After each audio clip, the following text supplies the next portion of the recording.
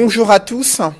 La tragédie de Ngarbou, survenue le 14 février 2020, place le Cameroun dans le viseur de la communauté internationale. Après l'alerte lancée par le Bureau des Nations Unies chargé des questions humanitaires, l'organisation Human Rights Watch est montée au créneau pour dévoiler le déroulement des épisodes sanglants de cette tragédie. Dans son rapport, cette organisation affirme qu'au moins 21 personnes civiles ont été tuées. Parmi les victimes figurent essentiellement des femmes et des enfants. Et sur la base des témoignages des survivants et des familles des victimes, Human Rights Watch soutient qu'il s'agit de massacres de civils perpétrés de façon délibérée. Pourtant, le gouvernement a déclaré dans un premier temps qu'il s'agit d'un incident malheureux survenu à la suite d'un incendie enclenché lors des accrochages entre soldats camerounais et groupes armés séparatistes. Une version officielle battue en brèche dans le rapport de Human Rights Watch qui détient des images satellitaires et autres preuves matérielles confirmant des bavures militaires. Ce rapport accablant a provoqué une levée de bouclier du gouvernement. Selon le ministre de la Communication, Human Rights Watch est engagé dans une stratégie de dénigrement de l'armée camerounaise et de déstabilisation du pays. Aux yeux du ministre René Emmanuel Sadi, ces témoignages recueillis par Human Rights Watch sont infondés, erronés et montés de toutes pièces. Ces images satellitaires révèlent des données insuffisantes pour accabler les soldats camerounais qui, selon le gouvernement, n'ont jamais perpétré délibérément des exactions contre les populations civiles. L'acharnement du gouvernement contre Human Rights Watch cache-t-il l'embarras du pouvoir devant les révélations troublantes sur de graves violations des droits de l'homme concernant la tragédie de Ngarbou? Le rapport de Human Rights Watch est-il une cabale contre le Cameroun, comme le laisse entendre le gouvernement?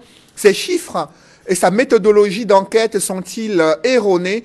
Qu'en est-il des organisations de la société civile et l'Église catholique du Cameroun ayant conclu un massacre de plus de 30 civils? Face au tollé général suscité par cette tragédie dans le monde, le président de la République, Paul Biya, a instruit une enquête pour faire la lumière dans cette affaire. Mais son principal adversaire politique, le professeur Maurice Kamto, estime que le gouvernement n'a ni les compétences ni la volonté de trouver des solutions politiques à ce conflit armé opposant des groupes séparatistes à l'armée camerounaise. D'où l'engagement du président français à mettre la pression sur son homologue camerounais, mais les propos d'Emmanuel Macron ont provoqué une mobilisation des Camerounais pro-Biya devant l'ambassade de France à Yaoundé. Selon le journal Cameroun Tribune, ils ont désapprouvé l'attitude d'Emmanuel Macron, demandé des excuses publiques et réitéré leur soutien au chef de l'État du Cameroun. La nouvelle expression y voit plutôt un bal des aboyeurs. Le messager dénonce une meute de pseudo-patriotes nourris par des appétits financiers et précise que tous les communiqués du gouvernement n'ont pas contredit Emmanuel Macron sur l'influence diplomatique de la France sur le Cameroun. Les préoccupations du président français sur la dégradation de la situation politique et sécuritaire sont-elles fondées? La récente annulation des élections législatives dans 11 circonscriptions électorales dans le nord-ouest et une partie du sud-ouest est-il une illustration d'une situation chaotique dans ces deux régions en guerre depuis près de 3 ans? Au regard de l'enlisement de la crise anglophone, l'escalade des violences meurtrières et l'impasse politique, une intervention onusienne est-elle devenue inévitable au Cameroun? Jusqu'où Paul Biya, Maurice Kamto et Sisikou Ayuk-Tabé sont-ils prêts à aller pour éviter une déflagration de forte amplitude pour le Cameroun? Au-delà de ces questions brûlantes d'actualité, il y a eu l'inhumation ce week-end de ce membre du Conseil de l'Ordre des avocats du Cameroun, Maître Sylvain Swop, qui était à la tête du collectif des avocats du MRC, décédé dans des circonstances troubles, alors que l'Ordre des avocats s'est mobilisé pour lui rendre un hommage judiciaire et l'accompagner à sa dernière demeure. Le journal Kalara affirme que l'étau se resserre autour de certains médecins qui étaient à son chevet durant son hospitalisation au centre des urgences de Yaoundé. Mesdames, Messieurs, ces problématiques majeures de l'actualité constituent l'ossature de droit de réponse. Bienvenue dans cette émission où le choc des idées fait jaillir la lumière des analyses effectuées par des invités panélistes de haut vol. Et pour cette nouvelle édition de droit de réponse, je reçois Jean-Baptiste Atemengue. Bonjour. Bonjour, merci de m'avoir invité à cette émission. Merci d'avoir fait le déplacement depuis Yaoundé pour Douala. Bien sûr. Vous êtes, je le précise, maire élu à la tête de l'exécutif municipal de Ngoumou et communicant du RDPC sur ce plateau. Exactement. Et sur le plateau de droit de réponse également, il est là, maître Moustapha Angwana, conseiller juridique du SDF, avocat au barreau du Cameroun. Bonjour. Bonjour Cédric et bonjour à vous, nombreux invités. Je suis heureux d'être une fois plus sur le plateau. Je vous remercie de l'invitation que vous m'avez faite. Et juste à côté de vous, il y a également maître Roland Dioou, lui aussi avocat au barreau du Cameroun, militant du mouvement pour la renaissance du Cameroun et représente le MRC et ses alliés sur ce plateau. Bonjour, maître Roland Dioou. Bonjour, monsieur Noufele, bonjour à tous les copanélistes et bonjour aux téléspectateurs de Kinox. Également présent sur le plateau de droit de réponse, Edmond Kambia, il est l'un des éditorialistes au quotidien La Nouvelle Expression, consultant ce droit de réponse. Edmond, bonjour. Bonjour Cédric Noufele, je salue tous les copanélistes. Je voudrais d'emblée dire combien j'ai été ému de voir une forte mobilisation des avocats au barreau du Cameroun, y compris deux bâtonniers. Le bâtonnier, l'ancien Francine Kamga et le bâtonnier en exercice, Charles Tchakounte Patié, rendre un vibrant hommage à leurs confrères à Baham. Il y avait une forte communion entre les avocats et la famille du concerné, mais également une forte communion entre toutes les associations qui sont arrivées là-bas et la famille. Je voudrais dire combien nous avons été heureux de voir qu'il était important qu'au sein du barreau, on puisse rendre un hommage à un confrère qui avait tant de qualités. Et j'en profite pour dire beaucoup de courage à l'épouse de maître Sylvain Sob, Mireille Sob, et beaucoup de courage également à ses enfants. Cinquième invitée sur le plateau de droit de réponse, elle s'appelle Cyril Roland de Béchon. Elle est la directrice exécutive de l'organisation Nouveau Droit de l'Homme. Bonjour. Bonjour, monsieur Cédric Noufele. Bonjour à tous les téléspectateurs de Kinox et bonjour aux copanélistes. Merci une fois de plus pour l'invitation. D'entrée de jeu, avec vous, Cyril Roland, nous allons évoquer cette réaction du gouvernement concernant le rapport de Human Rights Watch sur les cas de violation des droits de l'homme perpétrés sur le théâtre de Ngarbou, là où il y a eu de nombreux civils qui ont été tués. Vous aussi avez commis un rapport concernant ces événements. D'abord, lorsque le gouvernement estime que toutes les organisations de la société civile qui ont conclu à un massacre de civils sont des organisations qui visent à déstabiliser le Cameroun et dénigrer l'armée camerounaise, qui aux yeux du gouvernement n'ont jamais commis d'exactions sur les populations civiles. Comment vous réagissez? Il faut dire que c'est pas la première fois. Donc on a comme le sentiment qu'on est en face d'un gouvernement irresponsable. Souvenez-vous qu'en 2014, lorsque la lutte contre Boko Haram commençait, il y a eu un incident grave, n'est-ce pas, lorsqu'après un ratissage à Magdémé et Doublé, je ne me souviens plus très bien, une masse de personnes avait été enfermées dans un camp, dans une petite salle. Le REDAC à l'époque avait fait un rapport dénombrant environ 125 morts. On a emboîté le pas lorsqu'on a eu les mêmes informations. Et puis à l'époque, c'était le ministre de la Communication qui est revenu. Mais non, c'est pas vrai, vous voulez déstabiliser. Amnesty, c'était la même rhétorique. Mais curieusement, en mars, l'année qui suivait, en 2015, le ministre a reconnu, lors d'une communication officielle, qu'il y avait eu... Vous avez travaillé avec d'autres organisations de la société civile installées dans les régions du nord-ouest et sud-ouest. Comment avez-vous collecté les informations relatives aux événements survenus à Ngarbou le 14 février 2020? Il faut noter que le travail qui est fait sur le terrain aujourd'hui, ce n'est pas un travail qui commence aujourd'hui. Nouveau Droit de l'Homme a commencé par un processus par une monographie des organisations des droits de l'homme basées dans les régions du nord-ouest et du sud-ouest. Nous avons répertorié une cinquantaine et nous avons commencé par un processus de renforcement des capacités. Parce que ce qui est toujours décrié des organisations assez civiles, c'est de faire un travail crédible.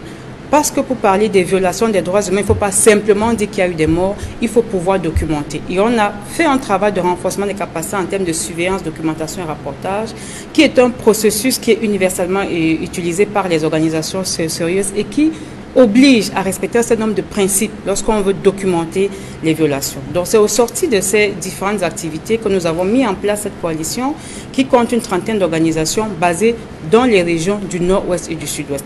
Donc lorsqu'il faut faire la documentation, lorsqu'on est au courant du massacre, parce que vous le savez tous, quand on se lève le 15 matin, c'est les WhatsApp, tous les groupes sont pleins de messages.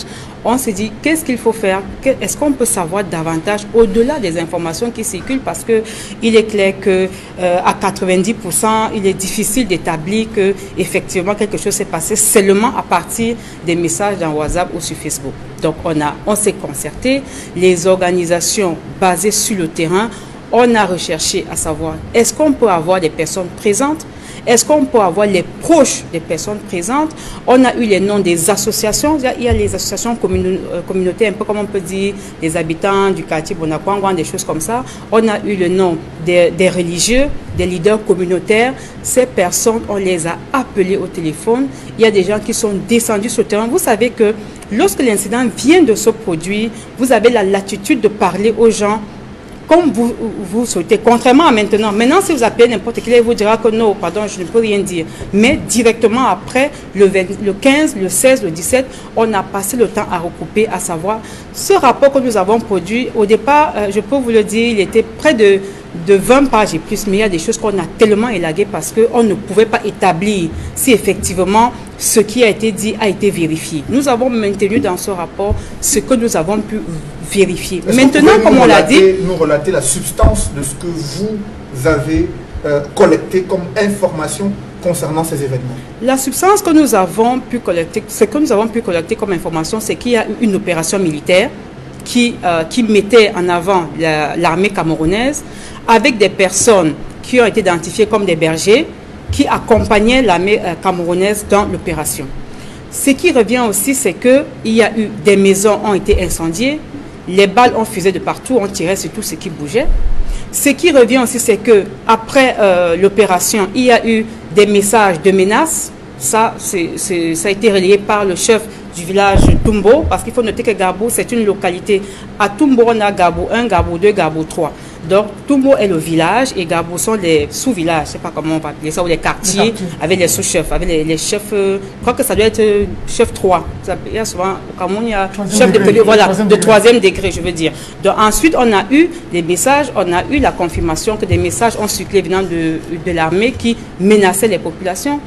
L'autre chose qui a été établie, c'est qu'il y a eu environ 35 victimes calcinées par les flammes, mais 22 ont été nommément identifiées, y compris les femmes et les enfants.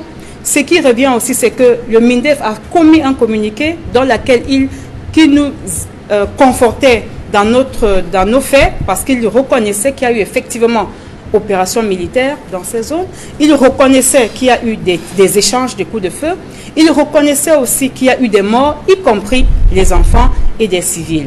Ça, c'est ce qui est important. On a aussi ressorti, ça c'est maintenant lorsqu'on a collecté des informations, que la page Facebook du programme de démobilisation, des armements, réinsertion a fait des sorties quand même impressionnantes qui suscitaient des interrogations après le massacre. On a fait ressortir tous ces éléments-là et puis nous avons donné un certain nombre de recommandations parce qu'effectivement, les circonstances, étant donné qu'on ne peut pas dire exactement est-ce que c'était délibéré de prendre la torche et d'allumer le feu? Est-ce que c'était combien de camions? C'était combien de citernes de carburant? Est-ce qu'il y a des questions qui demeurent? Et c'est pour cette raison que nous avons dit que l'État du Cameroun devait mettre en place une commission d'enquête indépendante qui va être en mesure d'établir toute la vérité sur ce qui s'est passé. Alors cette version des faits que vous donnez là a été battue en brèche, Edmond Kangia, par le gouvernement qui estime que c'est un incendie survenu à la suite des accrochages entre soldats et groupes armés séparatistes, incendie qui a conduit à la mort de 5 civils seulement, une femme enceinte, une femme et 4 enfants. Pourtant, Human Rights Watch est allé plus loin, parlant d'actes délibérés menés par certains éléments de l'armée camerounaise accompagnés de civils, essentiellement des bergers et peuls. Comment expliquer l'attitude du gouvernement qui s'acharne contre Human Rights Watch, estimant qu'il y a une déstabilisation orchestrée par ces organisations de la société civile? D'abord, il faut noter une constance, c'est que l'attitude du gouvernement vis-à-vis des ONG en général et vis-à-vis Human Rights Watch ou d'Amnesty International ou des ONG locales est constante. C'est-à-dire, en général, le gouvernement est sur la défensive. Et lorsque le ministre de la Communication ou le ministre de la Défense ou le ministre délégué à la Défense réagit, c'est dans le sens du démenti. C'est dans le sens de diaboliser l'institution qui a fait le report. C'est également dans le sens de montrer que ces institutions n'ont pour but que de ternir l'image marque du Cameroun. Et on peut le lire dans les différents communiqués qui ont été publiés aussi bien par le ministre de la Défense que par le ministre de la Communication. Donc ça, c'est une constance. Ils le font régulièrement. Ce n'est pas la première fois. Une autre chose qu'il faut noter, c'est au niveau des victimes. Il y a la banalisation. Là, le ministre de la Défense, soutenu par le ministre de la Communication, lorsqu'il a réagi également, ainsi que par le membre du gouvernement qui allait défendre le Cameroun en Suisse, le ministre des Relations extérieures, ont soutenu qu'il y a eu 5 morts, une femme et 4 enfants. Mais ce qui est drôle, lorsque le gouvernement dit qu'il y a eu 5 morts, ils oublient une autre chose qu'ils ont dite dans leur communiqué. Ils disent qu'il y a eu des échanges de coups de feu avec des sécessionnistes. Ils auraient neutralisé ces sécessionnistes. Pourquoi donc dire qu'il y a 5 morts et non pas 12 morts? Cela signifie qu'il y a au moins 5 plus 7. Cela signifie, si on veut faire un petit bilan sommaire pour être cohérent dans le communiqué ministériel ou du gouvernement, c'est qu'il y a eu 12 morts. Mais ils ne le disent pas. Ils disent seulement qu'il y a eu 5 morts. Mais ce qui est le plus intéressant, c'est quoi? C'est la contradiction profonde entre le chiffre du gouvernement et le chiffre donné par les ONG internationales et locales, y compris les chiffres donnés par le diocèse de Kumbo, notamment par l'évêque, qui, il faut le dire, lorsqu'il a appris ce qui s'est passé en Gabotumbo, il a immédiatement alerté l'ensemble de ses paroissiens qui vivent non seulement dans le Mbui, mais également dans le Donga Mantum, pour savoir exactement ce qui s'est passé.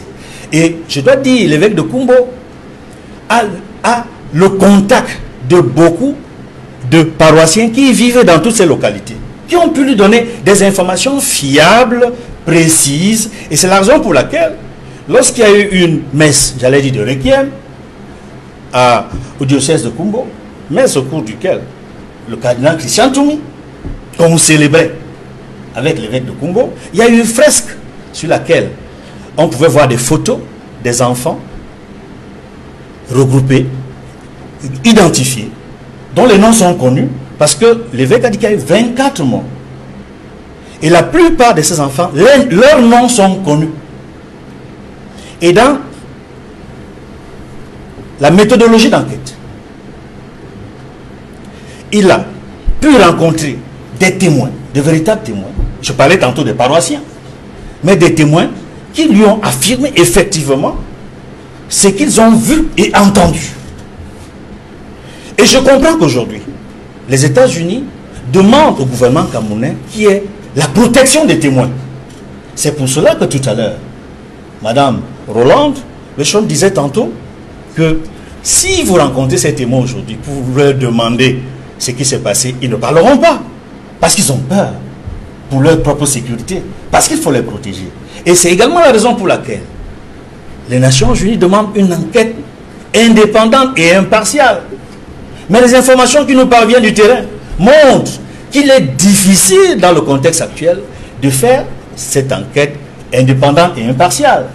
Pour les raisons de sécurisation de la zone par les forces armées qui sont sur le terrain. Je ne vais pas en dire davantage pour ne pas porter atteinte, n'est-ce pas, à des éléments d'enquête qui seront effectués à la fois. Parce que le gouvernement a demandé une enquête. Il y a la demande d'une enquête impartiale internationale indépendante qui est également attendue. Espérons que le gouvernement permettra, n'est-ce pas, à l'enquête indépendante et impartiale, y compris des hommes de l'ONU, des enquêteurs attitrés de l'ONU. On en parlera tout à l'heure, Edmond Kamgia. J'aimerais également avoir la réaction de Maître Moustapha Ngwana sur cette attitude du gouvernement et sa levée de bouclier face au rapport de Human Rights Watch et d'autres organisations de la société civile installées au Cameroun qui font état de massacres de civils survenus le 14 février 2020 à Garbou, dans le Ndonga-Menton, région du Nord-Ouest, là où le gouvernement parle d'un incident malheureux. D'autres ONG soutiennent qu'il s'agit de massacres délibérés. Comment analysez-vous les attitudes du gouvernement et celles de la société civile concernant ces événements survenus en Garbou? Il faut dire que le communiqué du gouvernement était réquisitoire à charge et qui, malheureusement, de mon point de vue, contient une contradiction parce que le gouvernement, dans son communiqué, reproche à toutes les personnes qui ont fait écho de ce massacre de n'avoir pas mené d'enquête. Mais malheureusement, le gouvernement, lui aussi, n'a mené aucune enquête, mais a quand même avancé des chiffres. Parce que je crois qu'une commission d'enquête vient d'être mise sur pied il y a juste quelques jours. Donc vous voyez qu'il y a une véritable contradiction. Mais ce qu'il faut dire, c'est que les organisations qui ont jusqu'à aujourd'hui communiqué sur cette question, de notre point de vue, sont on ne peut plus sérieuses. Et il faut dire que l'Église catholique également, l'Église catholique à travers l'évêque de Kumbo a également pris position et il est sur le théâtre des opérations. Il a fait valoir des opinions qui, de notre point de vue, sont on ne peut plus pertinentes parce qu'elles relèvent d'informations de proximité. Mais c'est factuel.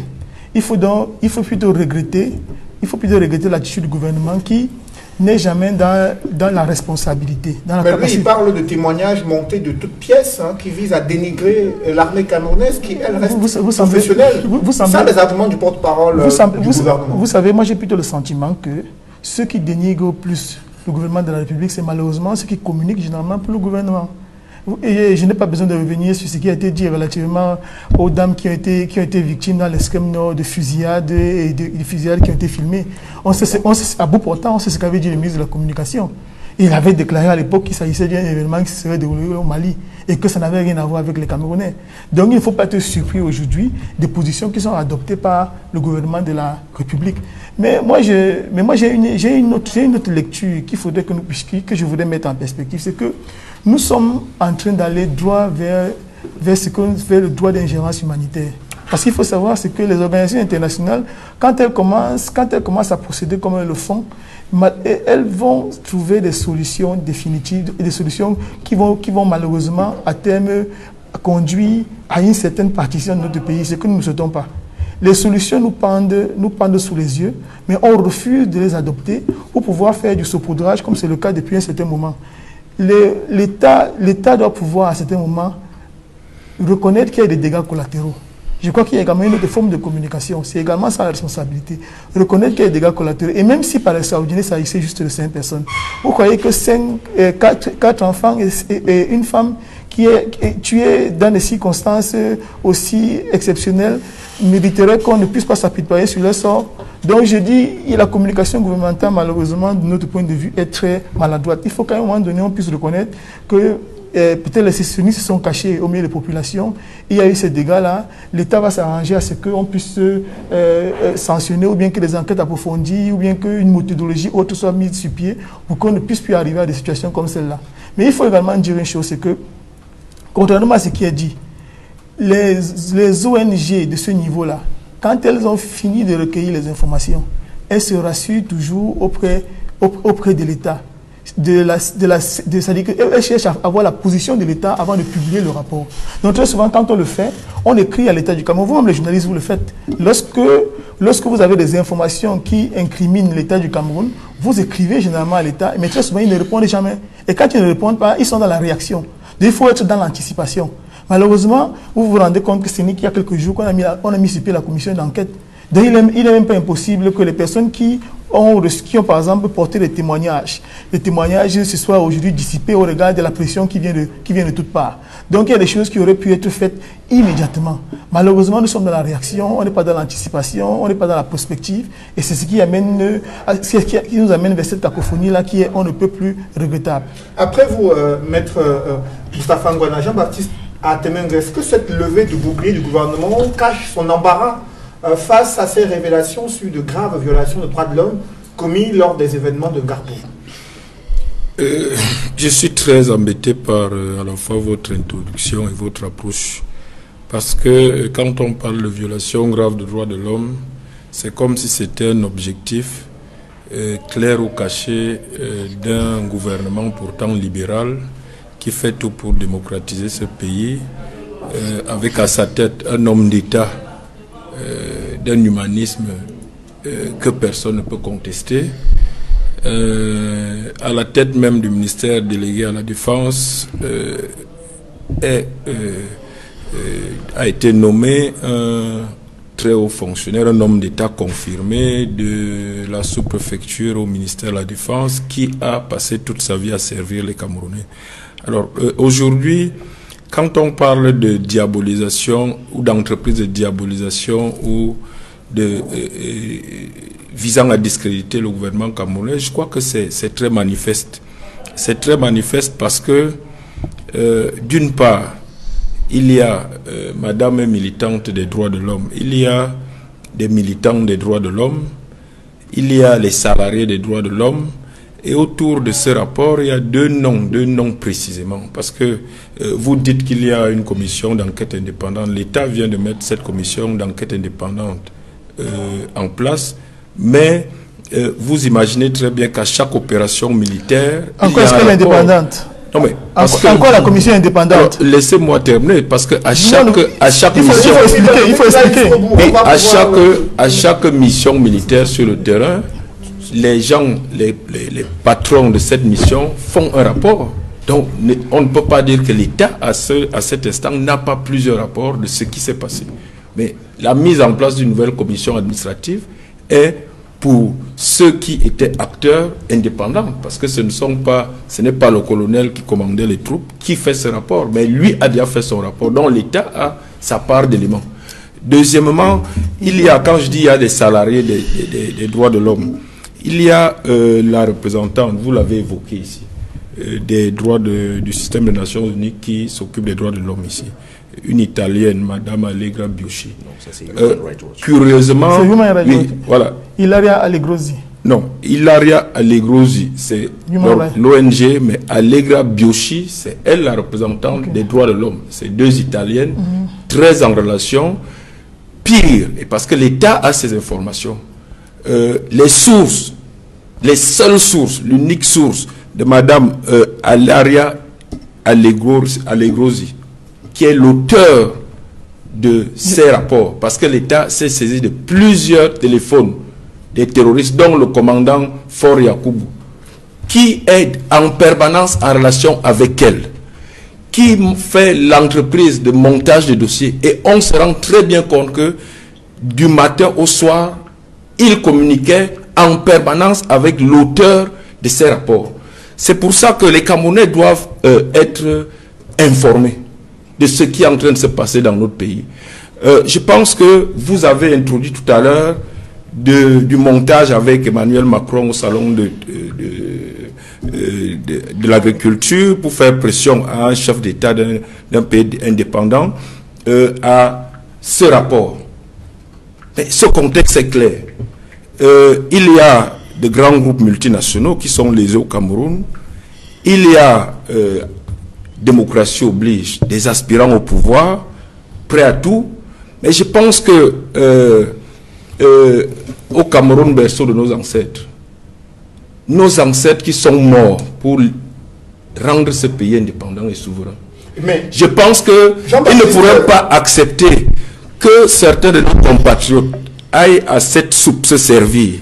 Je peux comprendre. Il y a l'évêque de Kumbo qui parle d'une vingtaine de morts. Vous avez parlé. Parmi lesquels les civils.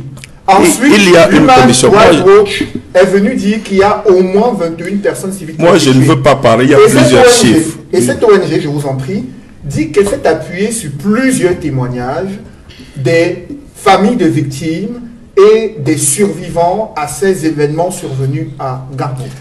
Est-ce que sur ces éléments-là, qui sont donnés par cette ONG et d'autres organisations camerounaises, est-ce que ces éléments, pour vous, sont des éléments crédibles qui attestent de ce qu'il y a des allégations de bavure lors de ces événements? Vous parlez de bavure, eux, ils ont parlé de massacre. Et vous vous souvenez, la même ONG avait déjà parlé de massacres concernant Babo, les 7 femmes d'Abobo. Les enquêteurs de la CPI viennent de démontrer que c'était faux.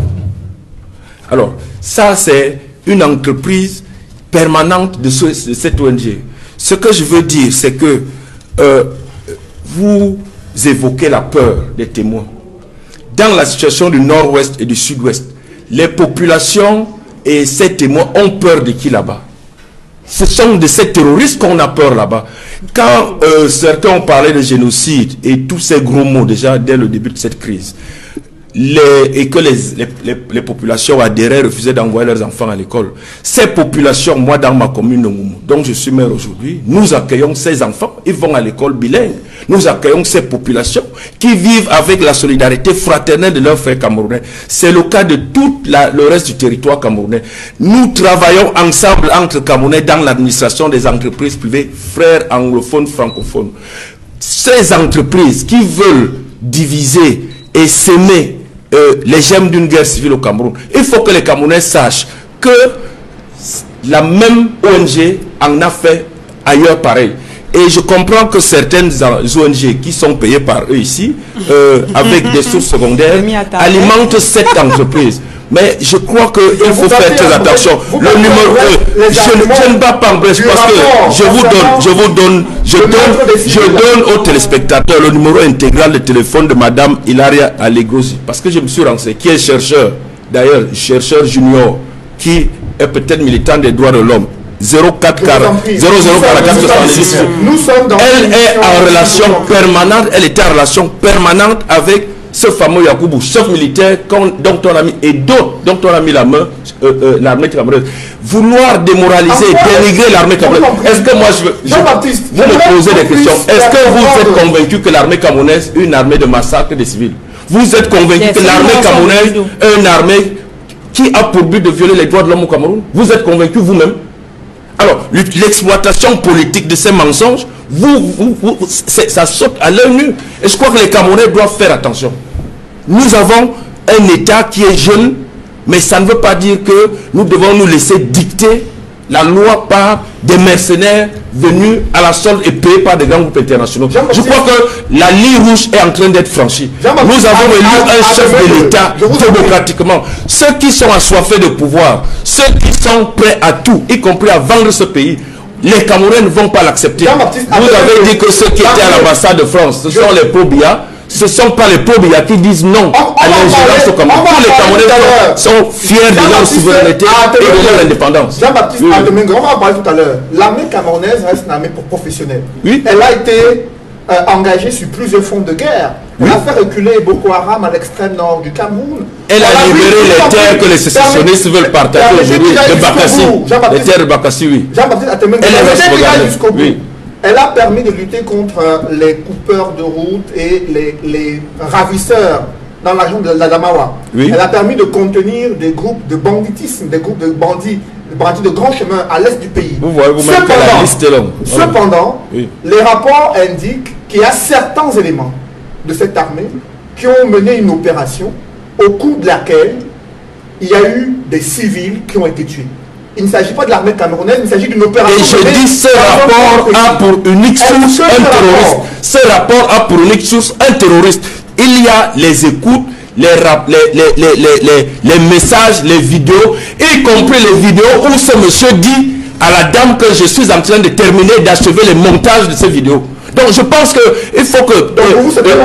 c'est plus qu'un montage, c'est un complot. Et je pense que les Camerounais doivent faire attention face à ce type de complot. Alors, et vous les médias, pareil. Je suis d'accord qu'on est dans un combat politique, mais il y a des limites à ça. Il y a des limites, il faut que les Camerounais sachent fixer ces limites. Après votre point de vue, oui, Jean-Baptiste Atemengue, j'aimerais d'abord avoir la réaction de Maître Roland Diou sur cette attitude, cette ligne de défense qu'utilise le parti au pouvoir, le RDPC, et le gouvernement qui estime qu'il y a une collusion entre ces organisations de la société civile et certains groupes séparatistes visant à dénigrer le Cameroun et déstabiliser le pays. Comment analysez-vous ces arguments? Je ne pense pas qu'il s'agisse d'arguments, je crois qu'il s'agit davantage de gesticulation. Parce que vous voyez bien que C'est une démarche qui consiste à battre en brèche systématiquement tout ce qui peut permettre de mettre une lumière sur ce blackout que l'État du Cameroun a voulu créer sur ce qui se passe dans la partie anglophone de notre pays. J'entends dire que la seule source de ce rapport sur Garbou, c'est un terroriste. Des terroristes, même pas un seul, des terroristes. Oui. Il me semble donc que l'évêque de Kumbo est un terroriste. Au moins parlons de l'église catholique. Parlons de l'attitude de l'église catholique depuis l'origine de cette crise. Si les parents ne portaient pas plainte contre cet évêque de Kumbo, qui gardait et fermait délibérément des écoles privées confessionnelles pour que les enfants n'aillent pas, faisant croire que ces parents étaient complices de ce terrorisme. Si les parents ne menaçaient pas, l'église catholique aurait ouvert les écoles dans cette région. Si l'église veut garder sa clientèle, qu'elle la garde. Et si elle a peur elle-même des terroristes, qu'elle ait peur et qu'elle fasse ce jeu. Vous arrêtez d'abord, je vous en prie, vous arrêtez, vous permettez à d'autres panélistes. J'ai pas pu parler de l'église catholique tout à l'heure, donc vous allez pouvoir vous exprimer en temps opportun. Vous permettez à d'autres de pouvoir réagir et s'exprimer pour que le débat soit convivial, que tous les points de vue puissent s'exprimer ici sur le plateau de droite. Vous voyez que je suis contre 3 points de vue unanimes. Vous avez la parole. Je vous ai remarqué. Je vous en prie. Vous devez multiplier mon temps de parole par 4. Permettez à ce que tout le monde puisse s'exprimer et ceci dans la convivialité. Je comprends, vous avez la parole. Je comprends l'excitation du tout nouveau maire de Ngoumou. Vous savez qu'il faut justifier son attachement politique à ce parti dont le flambeau où la flamme ne cesse de nous brûler depuis une quarantaine d'années. Et pour faire juste une petite virgule sur un certain nombre de choses que j'ai entendu M. Atemeng dire, ce qui m'a fait froid dans le dos, c'est que quand vous parlez d'assoiffé du pouvoir, peut-on être plus assoiffé de pouvoir que quelqu'un qui y est depuis une quarantaine d'années sans discontinuer? Je ne crois pas. Mais vous allez m'interrompre, je vous vois bouillir à nouveau. Heureusement. Et je vous en remercie. Je suis un démocrate. Oh là là, je vous ai vite félicité. J'étais en train de dire que finalement, il n'y a personne de crédible au Cameroun. Finalement, la seule parole qui tiendrait selon les tenants du pouvoir, c'est celle d'un pouvoir justement qui a désacralisé lui-même sa parole. Parce que vous voulez que nous croyions tous fermement que vous avez raison de mettre avec beaucoup d'emphase le doigt sur un certain complot. Vous-même, qui lorsque vous parlez, c'est-à-dire les communicants du RDPC comme ceux du gouvernement, font éclater de rire les Camerounais. Je dis éclater de rire, et ça c'est au sens propre du terme. Vous dites aux Camerounais qu'il y a un complot contre le Cameroun, simplement parce que, de manière factuelle, peut-être que vous n'avez pas regardé l'office religieux, peut-être que ça aussi pour vous c'est un montage de quelqu'un que vous avez choisi d'étiqueter vous-même déjà comme terroriste, alors que vous n'êtes ni le procureur de la République, encore moins une juridiction en la matière. Et si, vous avez dit que la seule... Il a peur des terroristes, il a peur. Je vous en prie. Il a prouvé dans le passé. Je n'ai pas dit qu'il était... Jean-Baptiste, je vous en prie, permettez qu'il aille jusqu'au bout. Ce serait même plus intéressant de m'interrompre en ayant compris ce que j'ai dit. Mais vous n'avez pas... Mais vous n'avez pas compris. Vous pouvez réagir après. Vous n'avez pas compris ce que j'ai dit et vous m'interrompez quand même. Ça, c'est très désobligeant, je crois, pour nos téléspectateurs. Je disais donc que si vous aviez regardé ne serait-ce que l'office, et vous voyez le manque d'humanité de ceux qui se présentent comme des humanistes, ils ont déjà qualifié ce qui s'est passé de dégâts collatéraux. Et ça, je crois que je cite les termes d'une communication publique qui veut qu'on la respecte. Ils parlent, par rapport à 5 morts, ce qui est leur bilan, de dégâts collatéraux. Vous voyez le geste de la main que je fais. C'est une façon de dire que pour eux, au gouvernement, bon, le plus important, c'est l'opération qu'il y avait à mener. Les 5 personnes qui ont rendu l'âme, ce n'est que des dégâts collatéraux. Alors que même si c'était une personne, une communauté nationale véritable, qui a le souci du citoyen, devait s'arrêter ne serait-ce qu'une seconde, le temps d'un instant, pour rendre hommage à ses compatriotes décédés inutilement, au moins en ce qui concerne les 5 supposés dégâts collatéraux. Ça, c'est d'un. De 2, et j'emprunte là la réflexion à M. Kamgia. Vous voyez bien que, selon la communication gouvernementale, il y a eu 5 dégâts collatéraux et des séparatistes neutralisés. 7 séparatistes neutralisés. Pour la gouverne de nos téléspectateurs, l'armée, quand elle utilise le terme neutralisé, c'est pour dire éliminer, c'est pour dire tuer. C'est-à-dire quoi? Ça veut nous... Peut-être qu'il vaut mieux comprendre par cette communication que pour le gouvernement camerounais, on ne compte pas les séparatistes qu'on élimine. On ne les compte pas. On n'en parle pas. Or, au moins en ce qui concerne ma posture de juriste, je crois savoir que même quand vous avez en situation de belligérance des adversaires, quand vous les éliminez, on peut encore se poser la question de savoir s'il n'y avait pas une autre possibilité, parce qu'il y a le droit de la guerre. Il y a que si vous pouviez les arrêter, vous les arrêtez et vous les jugez.